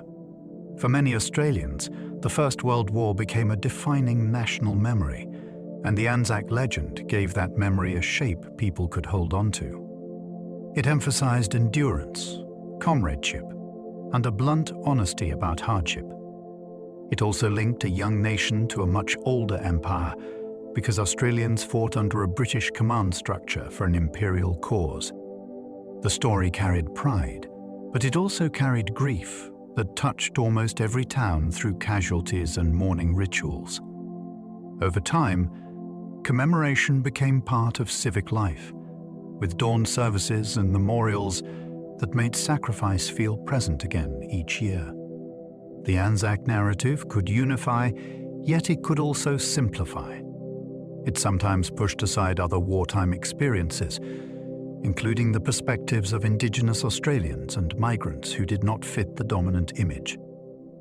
Even so, its power is undeniable. A battlefield far away became a mirror in which a nation learned to recognize itself and to argue about what it wanted to be.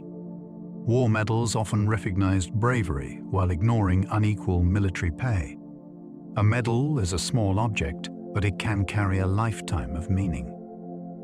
It can mark a moment when someone kept going under fire, carried a wounded friend, or held a position that should have fallen. Empires used medals to build loyalty, because honor can bind a soldier to a cause. Yet recognition did not always match sacrifice. In many imperial forces, pay scales and conditions reflected racial hierarchies, even when danger was shared. A soldier could be praised in public, then compensated as if their life was worth less in private. That contradiction could sting more than hardship because it turned courage into something that could be applauded without being respected. Medals also shaped memory. They told families that service mattered, and they told the public that the war had heroes. That when unequal pay and limited promotion followed soldiers home, the shine could fade. Honor without fairness is a fragile gift. It can inspire, and it can also expose hypocrisy. Wartime censorship shaped what distant publics believed about colonies. During war, information becomes a front line. Governments restricted news about defeats, unrest, and harsh policies because morale mattered and political criticism could feel dangerous. Letters were opened, newspapers were monitored, and photographers could be kept away from scenes that might provoke outrage. In colonies, censorship often extended beyond military secrets. It could target editors who questioned recruitment, taxes, or the legitimacy of rule itself. This meant people in Britain could picture imperial unity and shared purpose, while people in colonized regions lived a far more complicated reality. Censorship also encouraged rumor, because silence invites speculation. When trusted reporting disappears, the loudest story can become the most believed. After the war, suppressed events did not vanish. They resurfaced through veterans, activists, and leaked records, often with sharper anger because they had been denied a hearing at the time. Control of speech can win a week, but it can lose a generation. Once people realize they were managed by a mission, trust becomes hard to rebuild. Imperial science studied tropical disease, sometimes with coercive methods. Doctors and researchers arrived in colonies where malaria, yellow fever, sleeping sickness, and plague could dismantle armies and workforces. Laboratories were built near ports and garrisons because empire feared sickness as much as rebellion. Scientists collected mosquitoes, drew blood, tracked outbreaks, and tested new preventions. Some of that work saved lives, and it shaped modern public health. Yet the power imbalance mattered.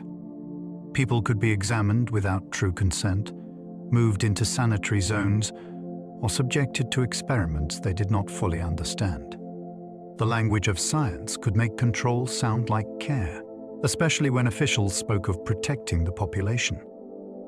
At the same time, local healers and communities held knowledge that outsiders often dismissed, even when it proved useful. Tropical medicine became both a field of discovery and a mirror of empire. It revealed how quickly health can become policy, and how policy can become force. Quarantine rules protected ports and also justified harsh surveillance. Ports were the empire's beating heart, and they were also its most feared doorway for disease. Quarantine stations and health checks promised safety, with inspections, paperwork, and isolation for ships deemed risky.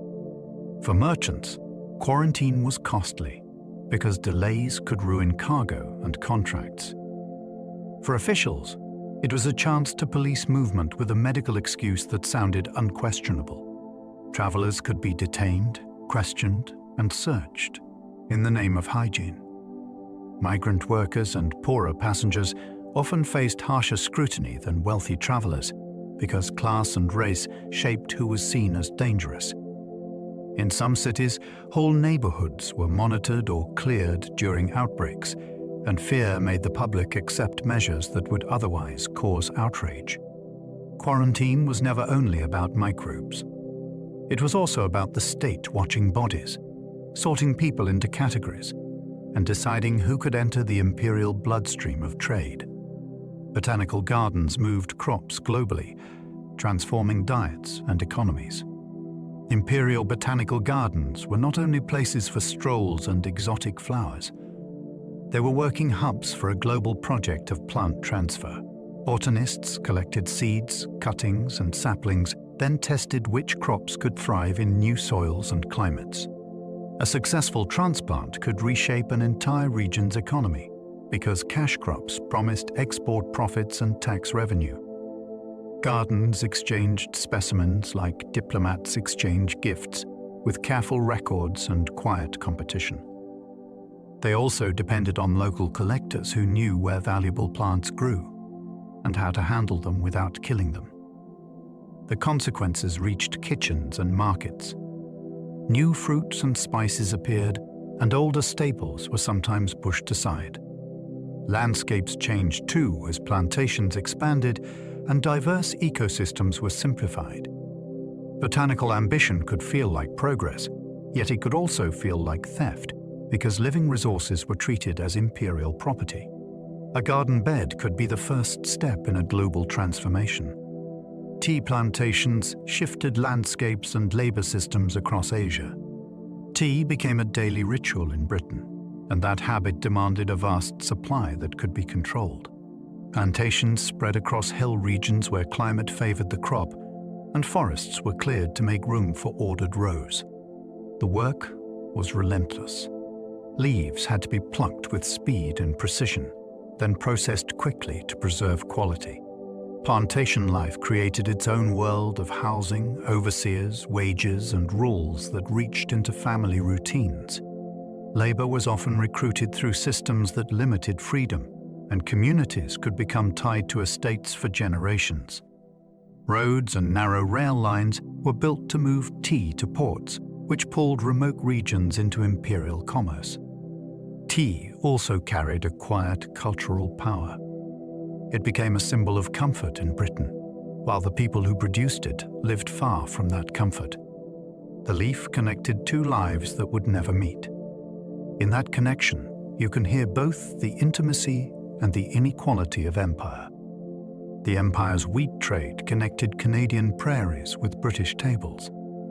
As railways spread across Canada's interior, prairie wheat could be harvested at enormous scale, loaded into grain elevators and sent toward Atlantic ports.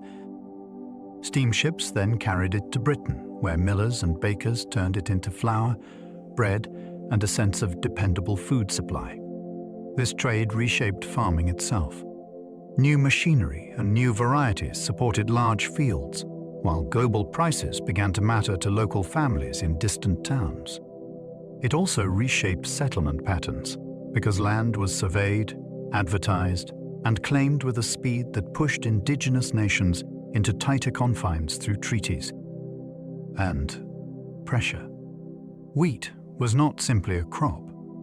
It became a link between empire and daily life, because a breakfast loaf in Britain could depend on weather and labor thousands of miles away. The remarkable part is how ordinary it came to feel. A global supply chain became part of the everyday, and the empire's reach was baked into routine meals. Imperial preference policies tried to bind markets through tariffs and loyalty. As other industrial powers rose, Britain searched for ways to keep its imperial economy stitched together. Preference policies offered lower tariffs or trade advantages within the empire, with the promise that shared markets would strengthen shared identity. Supporters described it as mutual benefit, a family of economies helping one another. Critics warned it could raise prices, provoke retaliation, and trap colonies in roles as suppliers of raw materials rather than creators of industry. The politics were intense because tariffs touch ordinary life. They shape what people can afford, what businesses can sell, and who wins elections. Preference also carried a moral message. It suggested that buying imperial goods was a kind of patriotism, and that consumers could serve empire at the shop counter. Yet markets do not obey slogans. Economic need, local nationalism, and global competition made these policies hard to sustain as a single solution. Preference reveals an empire trying to survive through economics, when power alone felt less certain. The gold standard linked imperial finance to London's banking dominance. When currencies were tied to gold, stability became a promise, because money could be exchanged at fixed rates that traders trusted. London sat at the center of this system, with banks, brokers, and a reputation for credit that drew business from across the world.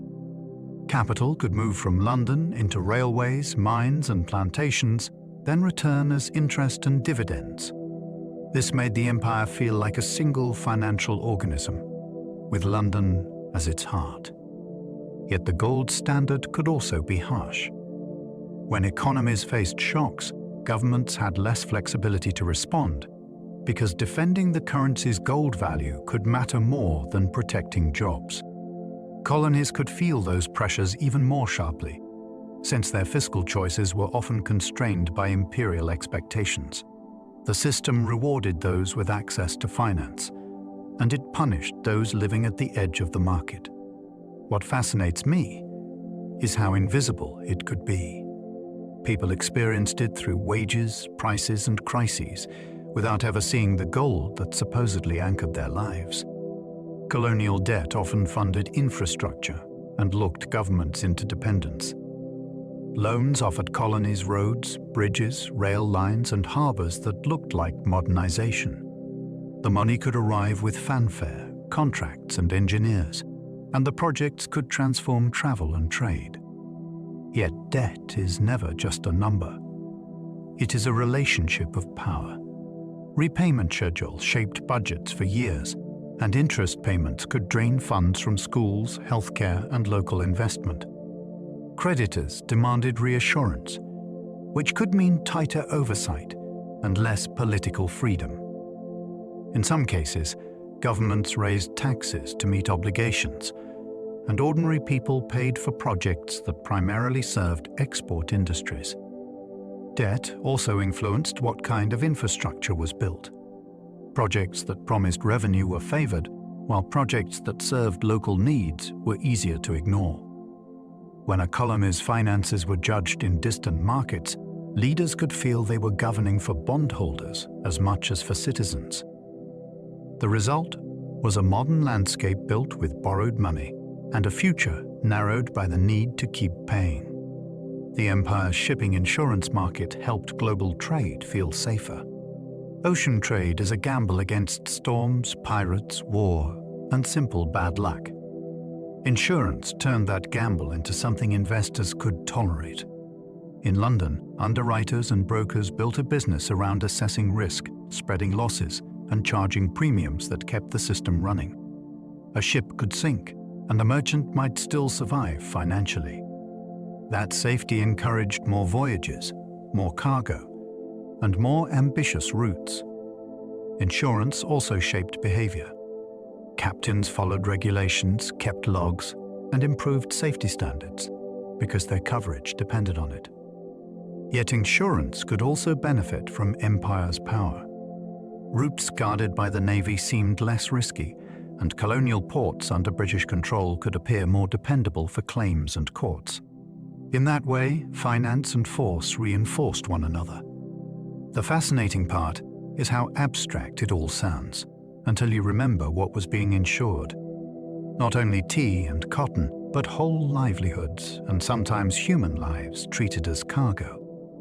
When insurance made trade feel orderly, it could hide the violence that made some commodities possible. Imperial exhibitions displayed colonies as resources, cultures, and spectacles. In grand halls filled with lights and banners, visitors could stroll past pavilions that promised a tour of the empire without leaving home. Exhibits showcased timber, minerals, crops, and manufactured goods, arranged to suggest abundance waiting to be used.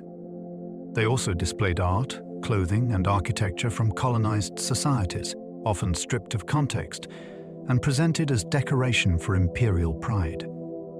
Sometimes people themselves were exhibited, placed in staged villages that turned living communities into entertainment. The message was clear. Empire was progress. Empire was variety. Empire was destiny.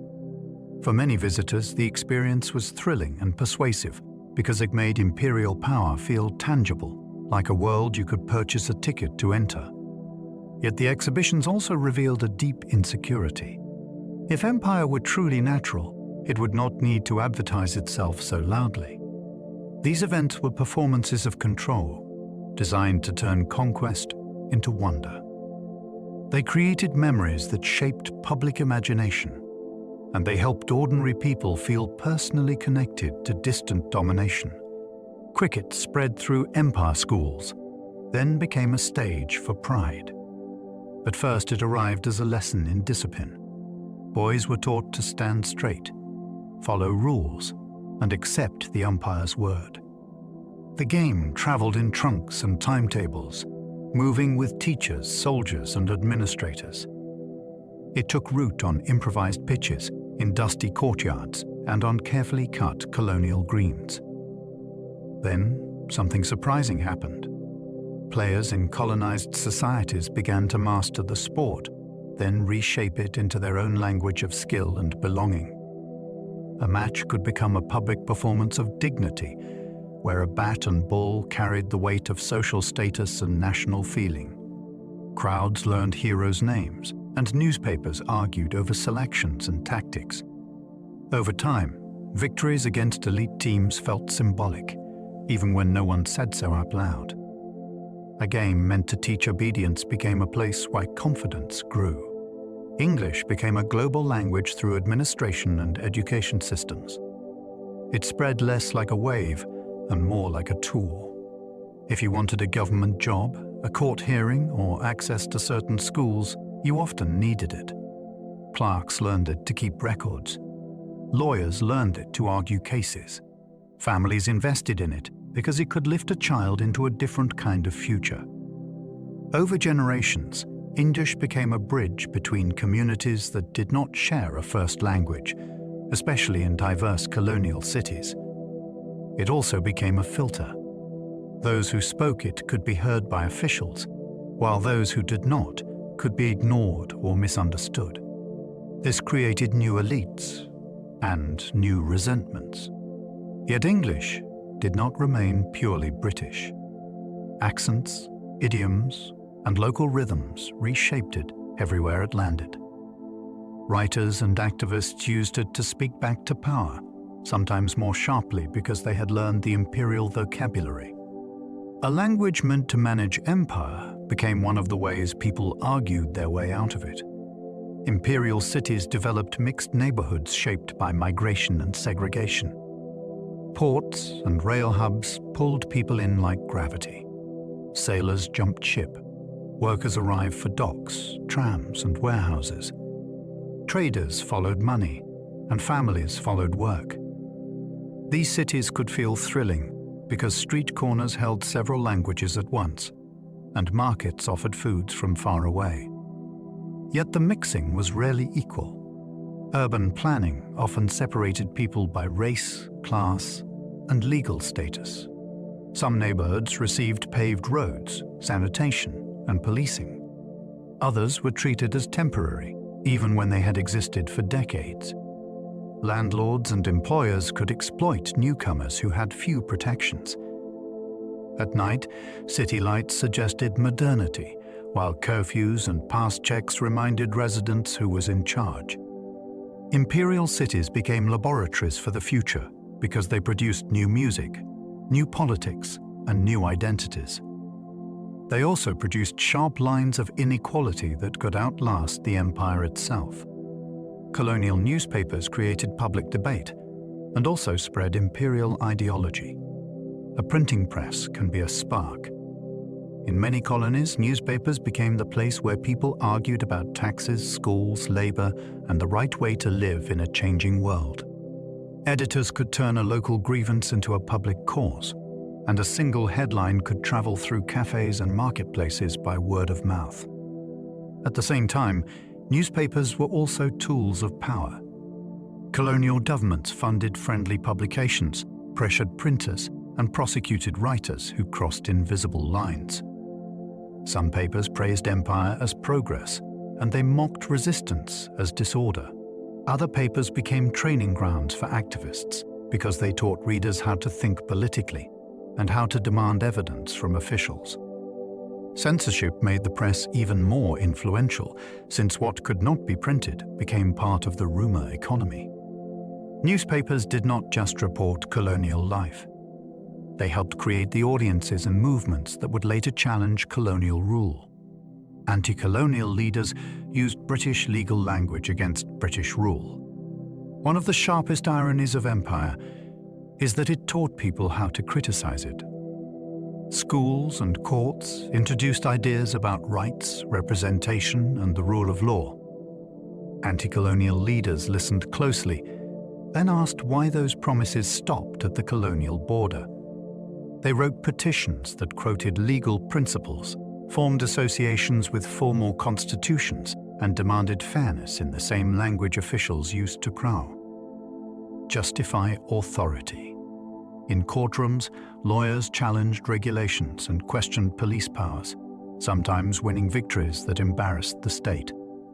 Even when they lost, the process could expose contradictions in public, which mattered in an age of newspapers and growing political awareness. Legal argument also created unity because it offered a common vocabulary across regions and communities. It was not the only strategy, and it was not always enough. Still, it showed that resistance could be both moral and technical.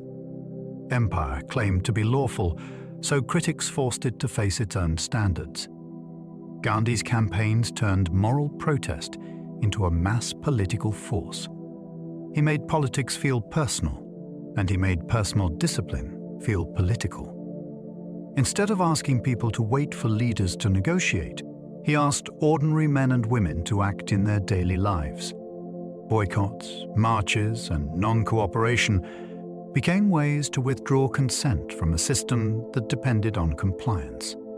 This approach could be slow and frustrating, yet its power lay in scale. When thousands refused to buy certain goods or refused to obey certain rules, the state had to choose between concession and repression. The campaigns also drew global attention because the contrast between peaceful protest and violent response was hard to defend. Gandhi's methods were debated fiercely within the independence movement, since not everyone agreed on strategy. Even so, he changed what resistance could look like. He made it possible to imagine a revolution without a battlefield, one built from endurance, discipline, and the refusal to hate. The Amritsar massacre shocked India and damaged imperial legitimacy worldwide. In a walled garden in Amritsar, a peaceful gathering ended in sudden, sustained gunfire. The killings were not a rumor that could be brushed aside. Survivors spoke. Witnesses described what they saw, and the scale of death and injury spread through India with rage and grief. The event became a turning point because it shattered faith in imperial restraint. People who had believed reform might be enough began to see the system as fundamentally violent. In Britain, arguments erupted about responsibility, punishment, and what empire was becoming. Internationally, the massacre weakened the empire's moral image at a time when it claimed to stand for justice after a world war. The damage was not only political, it was psychological. It taught many Indians that their safety could not be assumed, even in a public meeting. It also created martyrs and memories that movements could rally around. A single afternoon made the empire's promises sound hollow. The Irish Free State's creation signaled empire-wide pressure for change. After years of political struggle and armed conflict, Ireland moved toward a new status that altered how the empire imagined itself. The creation of the Irish Free State showed that Britain could be forced into major constitutional change, not only by distant colonies, but by a neighboring nation with deep historical ties to Britain itself. It also revealed the limits of imperial unity. A state could emerge with its own institutions, its own symbols, and its own priorities, even while complex links remained. Across the empire, nationalists watched carefully. They saw that sustained pressure could produce negotiation, and that the old assumption of permanent rule was weakening. The Irish case also carried warnings, since partition and bitterness left scars that did not vanish with signatures. Still, the broader message mattered. The empire was entering an era when concessions would be demanded, and when loyalty could no longer be treated as automatic. Ireland's shift made the future feel different, and many people recognized it in real time. The Balfour Declaration shaped Middle Eastern politics for generations. During the First World War, Britain issued a statement supporting the establishment of a national home for the Jewish people in Palestine, while also speaking about the rights of existing non-Jewish communities. Those few lines became enormously consequential, because Britain would later hold the mandate in Palestine and gain real administrative power over the Shabala region's future. Different groups read the declaration differently, and expectations rose on all sides. Jewish immigration and political organization increased, and Palestinian Arab opposition grew as fears about displacement and sovereignty intensified. Britain found itself trying to manage promises that could not be easily reconciled, while violence and mistrust deepened. The declaration's significance lies in how a short wartime document, written far from the communities it affected, became a foundation for decades of conflict and competing claims. It shows how imperial paperwork could reshape lives, identities, and borders long after the ink dried. The story is not only about policy, it is about how words can become history's machinery. Mandates after the First World War extended control under new labels. Empires began to speak a new language after the war. Instead of colonies, some territories became mandates, which were presented as a temporary trusteeship meant to prepare people for self-government. In practice, mandates often looked like empire with updated branding. Administrators arrived, taxes were levied, police forces were organized, and economic priorities were set in ways that served outside interests. The difference was political theater. The system claimed international oversight and moral purpose, which made it sound modern and responsible. Yet, local populations frequently saw the same old pattern of decisions made without consent. Mandates also created new borders and new capitals, which could intensify rivalry between communities that had been governed differently before. The result was a complicated legacy.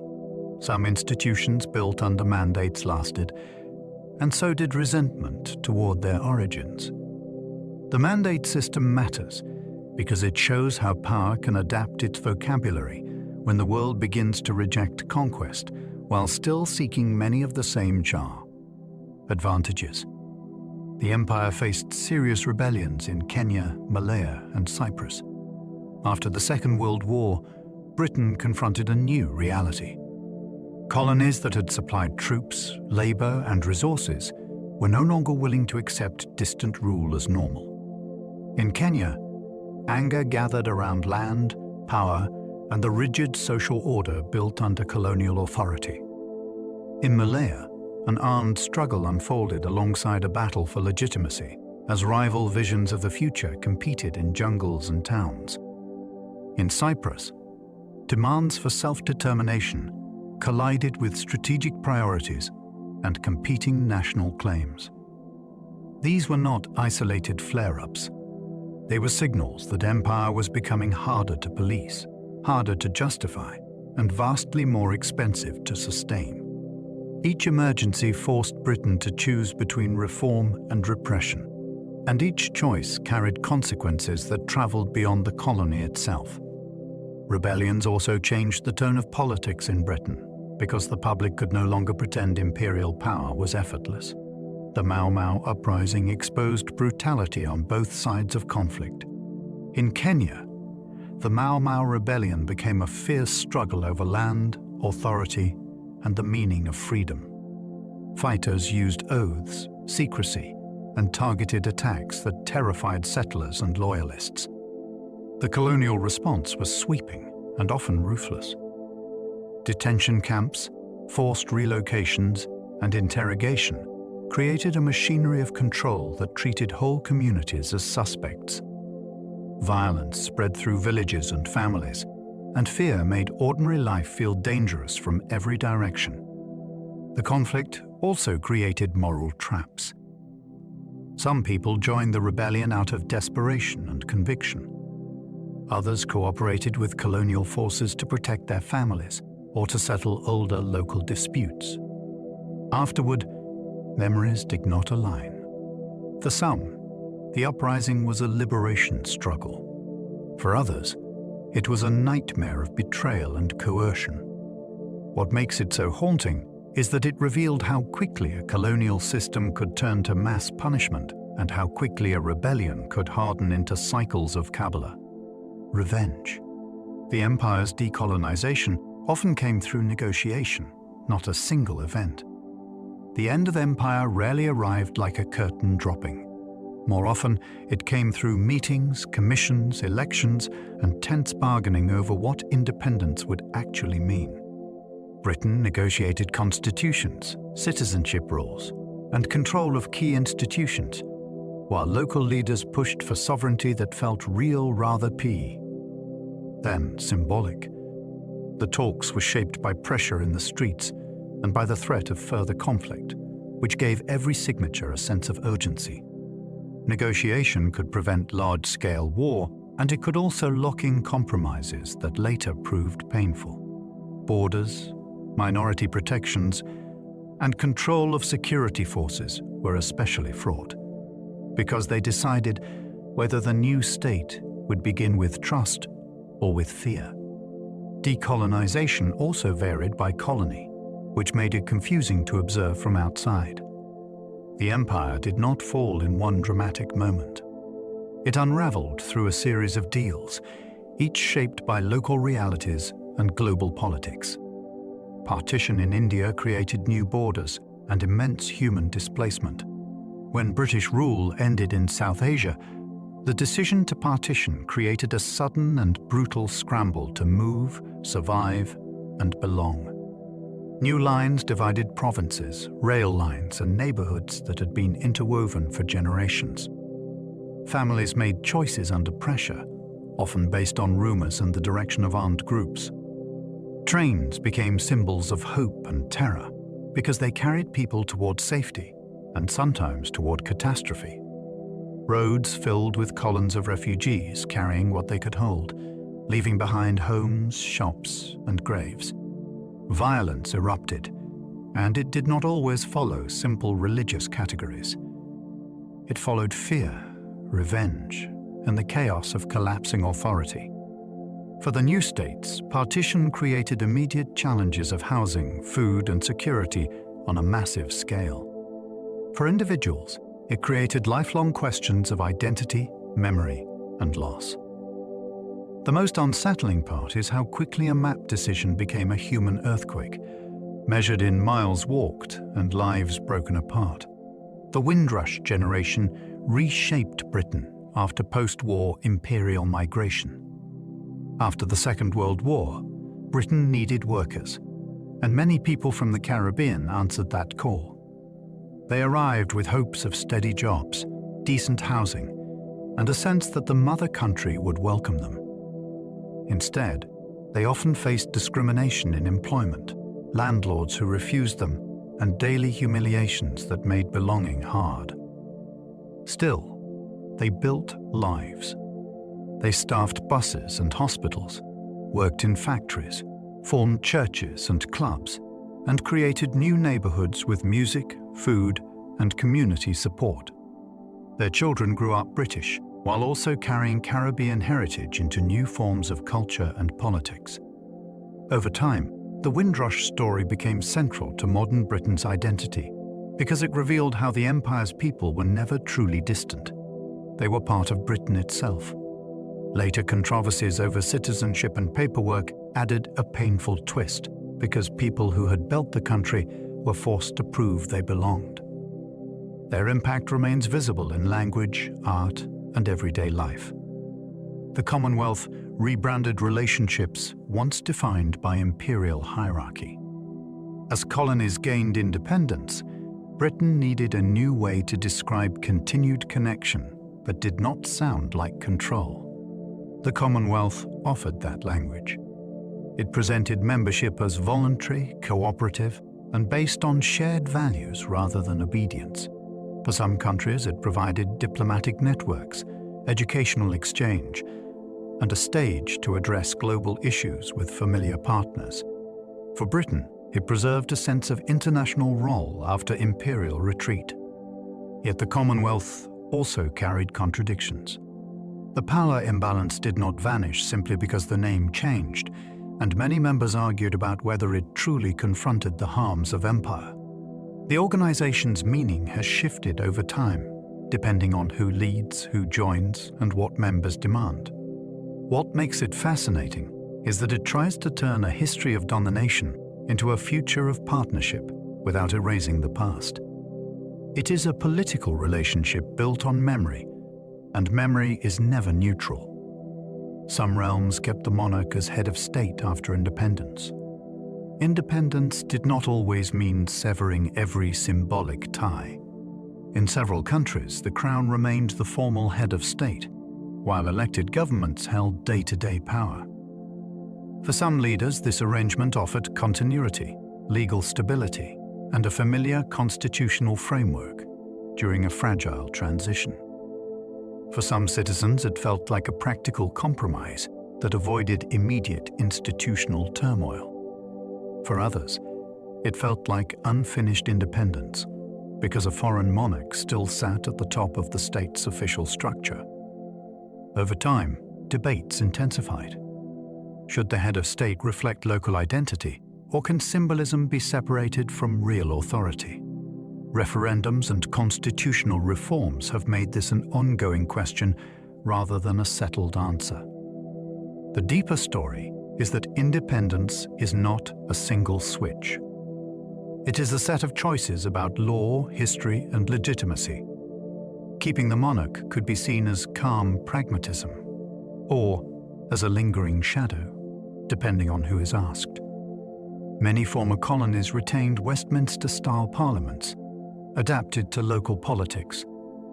British parliamentary models travelled widely, with cabinets, opposition benches, and the drama of debate shaping how politics looked and sounded.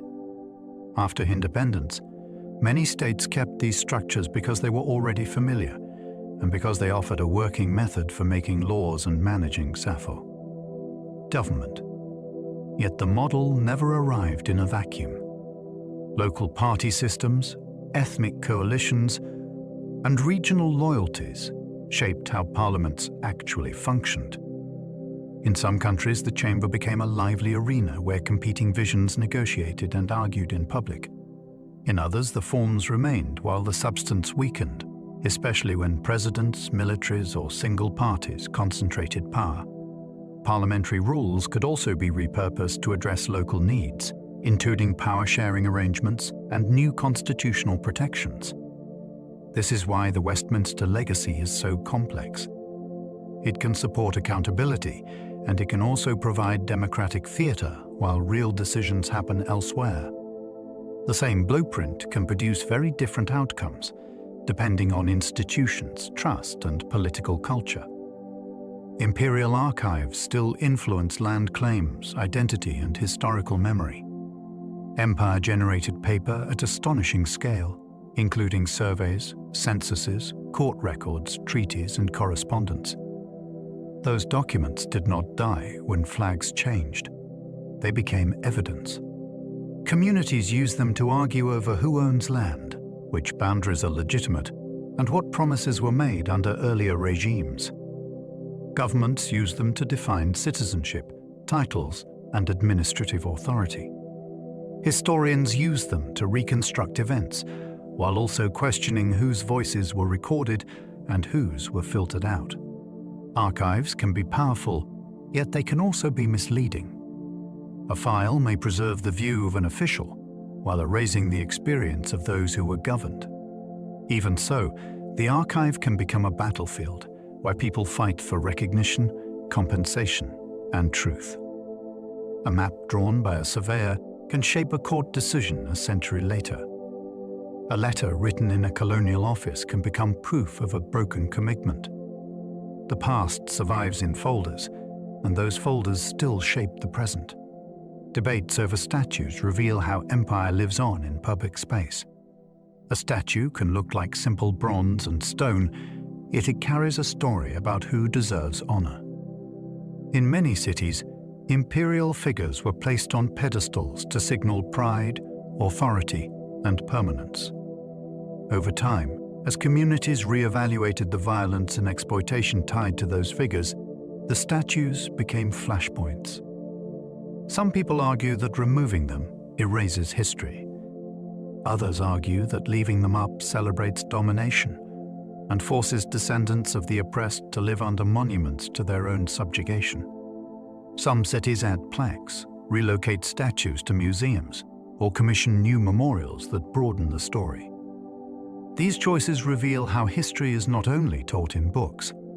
It is built into streets, parks, and civic rituals. Public space is a kind of classroom, and statues are its loudest lessons. The debate is really about belonging. Whose past is considered the nation's heritage, and whose pain is treated as acceptable background noise. Imperial postal stamps carried rulers' faces into everyday colonial life. A letter could cross oceans, yet the first thing you saw was often a monarch staring back.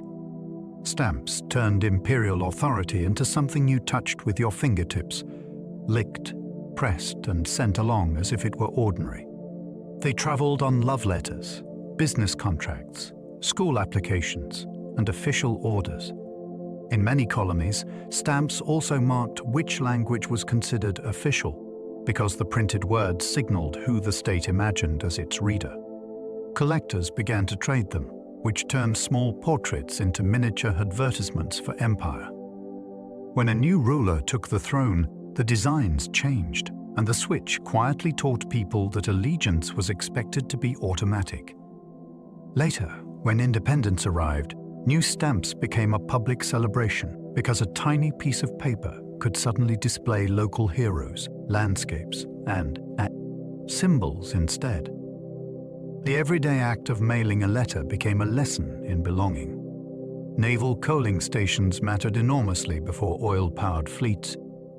A steam-powered navy could only travel as far as its coal supply allowed, so ports where ships could refuel became strategic treasure. These stations were scattered across the world like stepping stones, turning long ocean passages into a chain of planned stops. Coal meant more than fuel. It meant warehouses, cranes, dock workers, engineers, and guarded stockpiles that had to be protected in wartime. A station could also become a diplomatic tool because access might be granted to allies and denied to rivals. Even peacetime demanded constant planning, since a delayed coal shipment could leave a fleet stranded or slow at the worst moment. The stations shaped imperial geography. Some places gained importance mainly because they sat in the right spot on a map. When oil replaced coal, certain ports lost their central role almost overnight. That shift reveals something startling. Empires can rise or wobble based on what their engines need to swallow. The empire used censuses to classify race, caste, and tribe.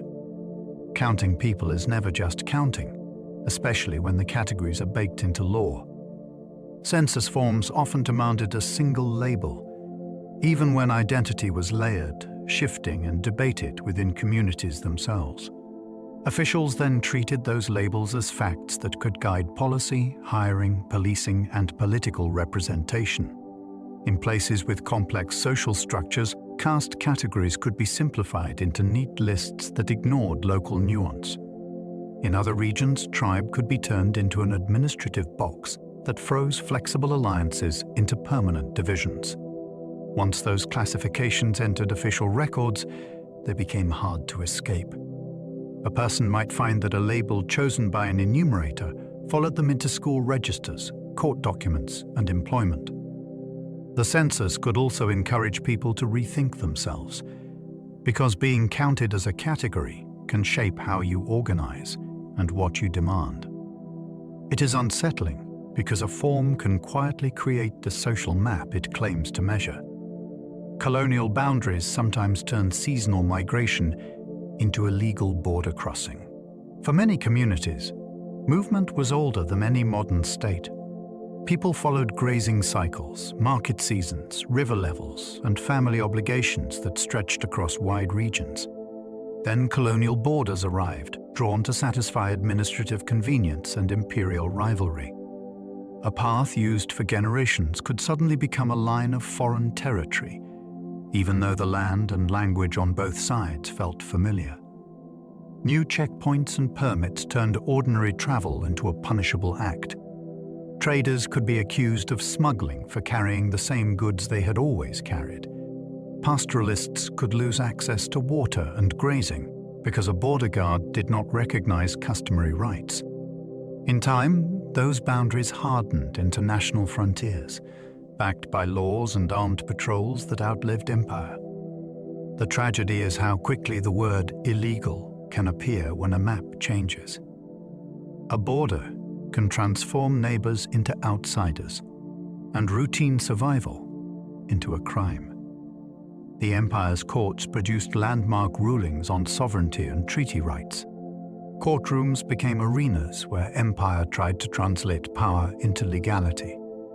Judges heard disputes about land, chiefs, titles, and treaties, and their decisions could echo for generations. In some cases, Indigenous leaders used colonial courts to argue that agreements made with the crown carried real obligations. In other cases, courts narrowed those promises, treating treaties as tools of administration rather than binding commitments between political communities. Legal language could feel cold, yet it could also become a weapon for those who learned to wield it. A ruling might determine whether a river was open for settlement, whether a community could hunt as it always had, or whether a local authority had standing at all. Even when courts claimed neutrality, they often reflected the assumptions of empire about civilization and governance. Today, these older rulings still appear in modern cases because precedent can keep the past alive. A judge's words can become a long shadow over sovereignty. Maritime law underpinned empire because ships were its moving lifeline. An ocean empire depends on predictable rules for cargo, insurance, salvage, and responsibility when something goes wrong. Maritime law provided that framework, turning messy reality into contracts that merchants could trust. It decided who paid when goods were damaged, how crews were disciplined, and how disputes were handled when a ship belonged to one port and docked in another. It also shaped war. Rules about blockades, prize captures, and neutral shipping mattered because they could cripple an enemy's economy without a land invasion. Admiralty courts processed these cases, and their decisions influenced how captains behaved on the high seas. The striking thing is how invisible this system could be to ordinary people. They saw ships arrive with tea, mail, or cloth, not the legal machinery that made the voyage financially possible. Yet without that machinery, trade would have been riskier, slower, and far easier to disrupt. Empire was sailed, but it was also litigated. Imperial education created elites who later led independence movements. Colonial schools and universities trained clerks, lawyers, teachers, and civil servants who could keep the system running. Students learned to write formal petitions, interpret regulations, and speak in the polished language of administration. Many also absorbed political ideas that empire itself claimed to respect, including constitutionalism, public debate, and individual rights. That combination could be explosive. An educated elite could see how the machinery worked and could name its contradictions precisely. They formed associations, published essays, organized unions, and negotiated with officials as near equals in courtroom and committee room. Some were loyalists for a time, hoping reform would bring fairness. Others became convinced that only self-rule could resolve the imbalance. Education also created networks, because classmates became future ministers, journalists, and organizers across different regions.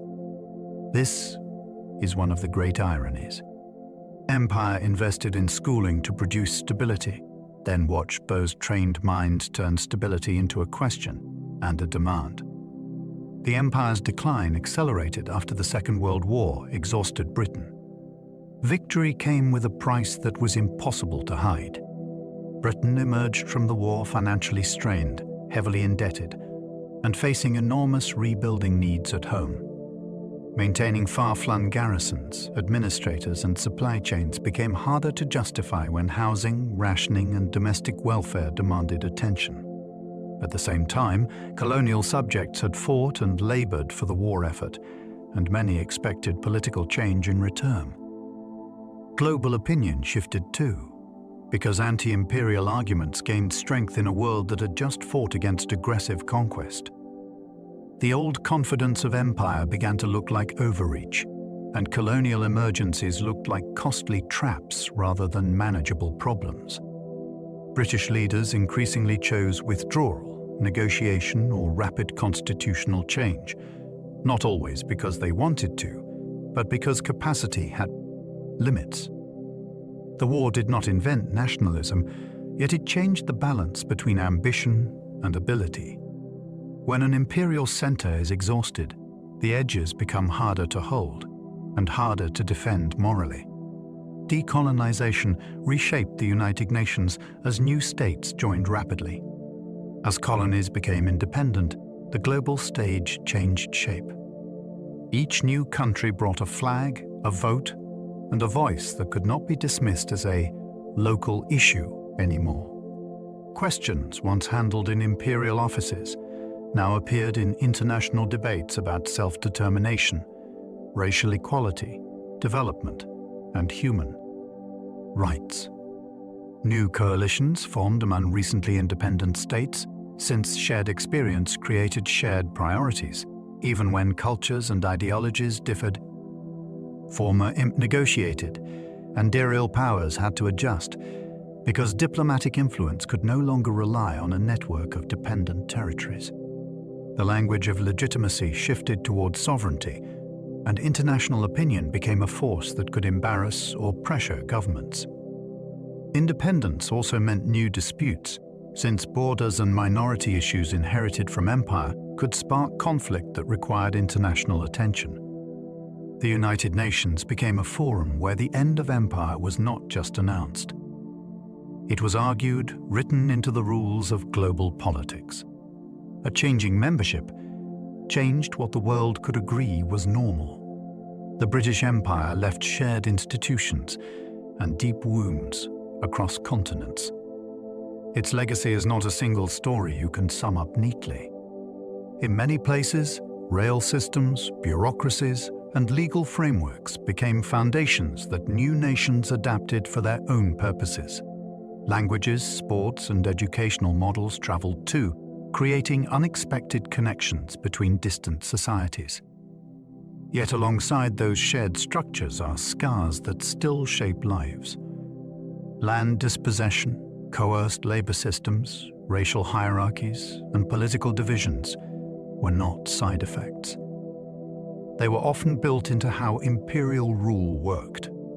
Communities remember famine, violence, and cultural loss with a clarity that does not fade simply because a flag changes. The empire also reshaped Britain, drawing people, wealth, and ideas inward, then leaving behind debates about identity that are still unresolved. The most honest way to hold the legacy is to hold both sides at once. Some inherit tools, others inherit grief, and many inherit both in the same family line. That tension is why the story remains so powerful and so contested. As we come to the end of our journey tonight, you can let the great sweep of the British Empire drift into the background, like a distant coastline fading into mist. We wandered through the machinery of trade and law, through ports and rail lines, and the quiet power of paperwork that could decide who moved and who waited. We followed the paths of ships and cables across oceans, and the spread of ideas through classrooms, courts, and newspapers.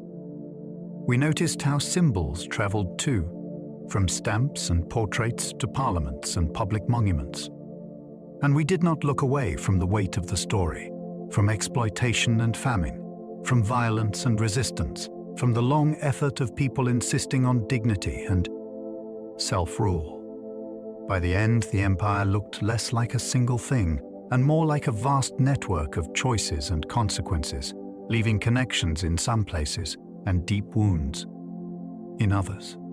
If you enjoyed this slow walk through history, you might like, subscribe, or leave a comment with what surprised you most. It helps this channel reach others who enjoy falling asleep to stories of the past. And if you are still awake, there is another video waiting for you on the screen, ready to carry you onward into a new chapter and a new world. For now, you do not need to hold on to any names or dates. Let them loosen and float away. Let your jaw unclench. Let your shoulders sink. Feel the bed supporting you, steady and patient, as your breathing finds its own easy rhythm. The world is quiet enough for rest. The story can keep turning without you for a while. Sleep well, and good night.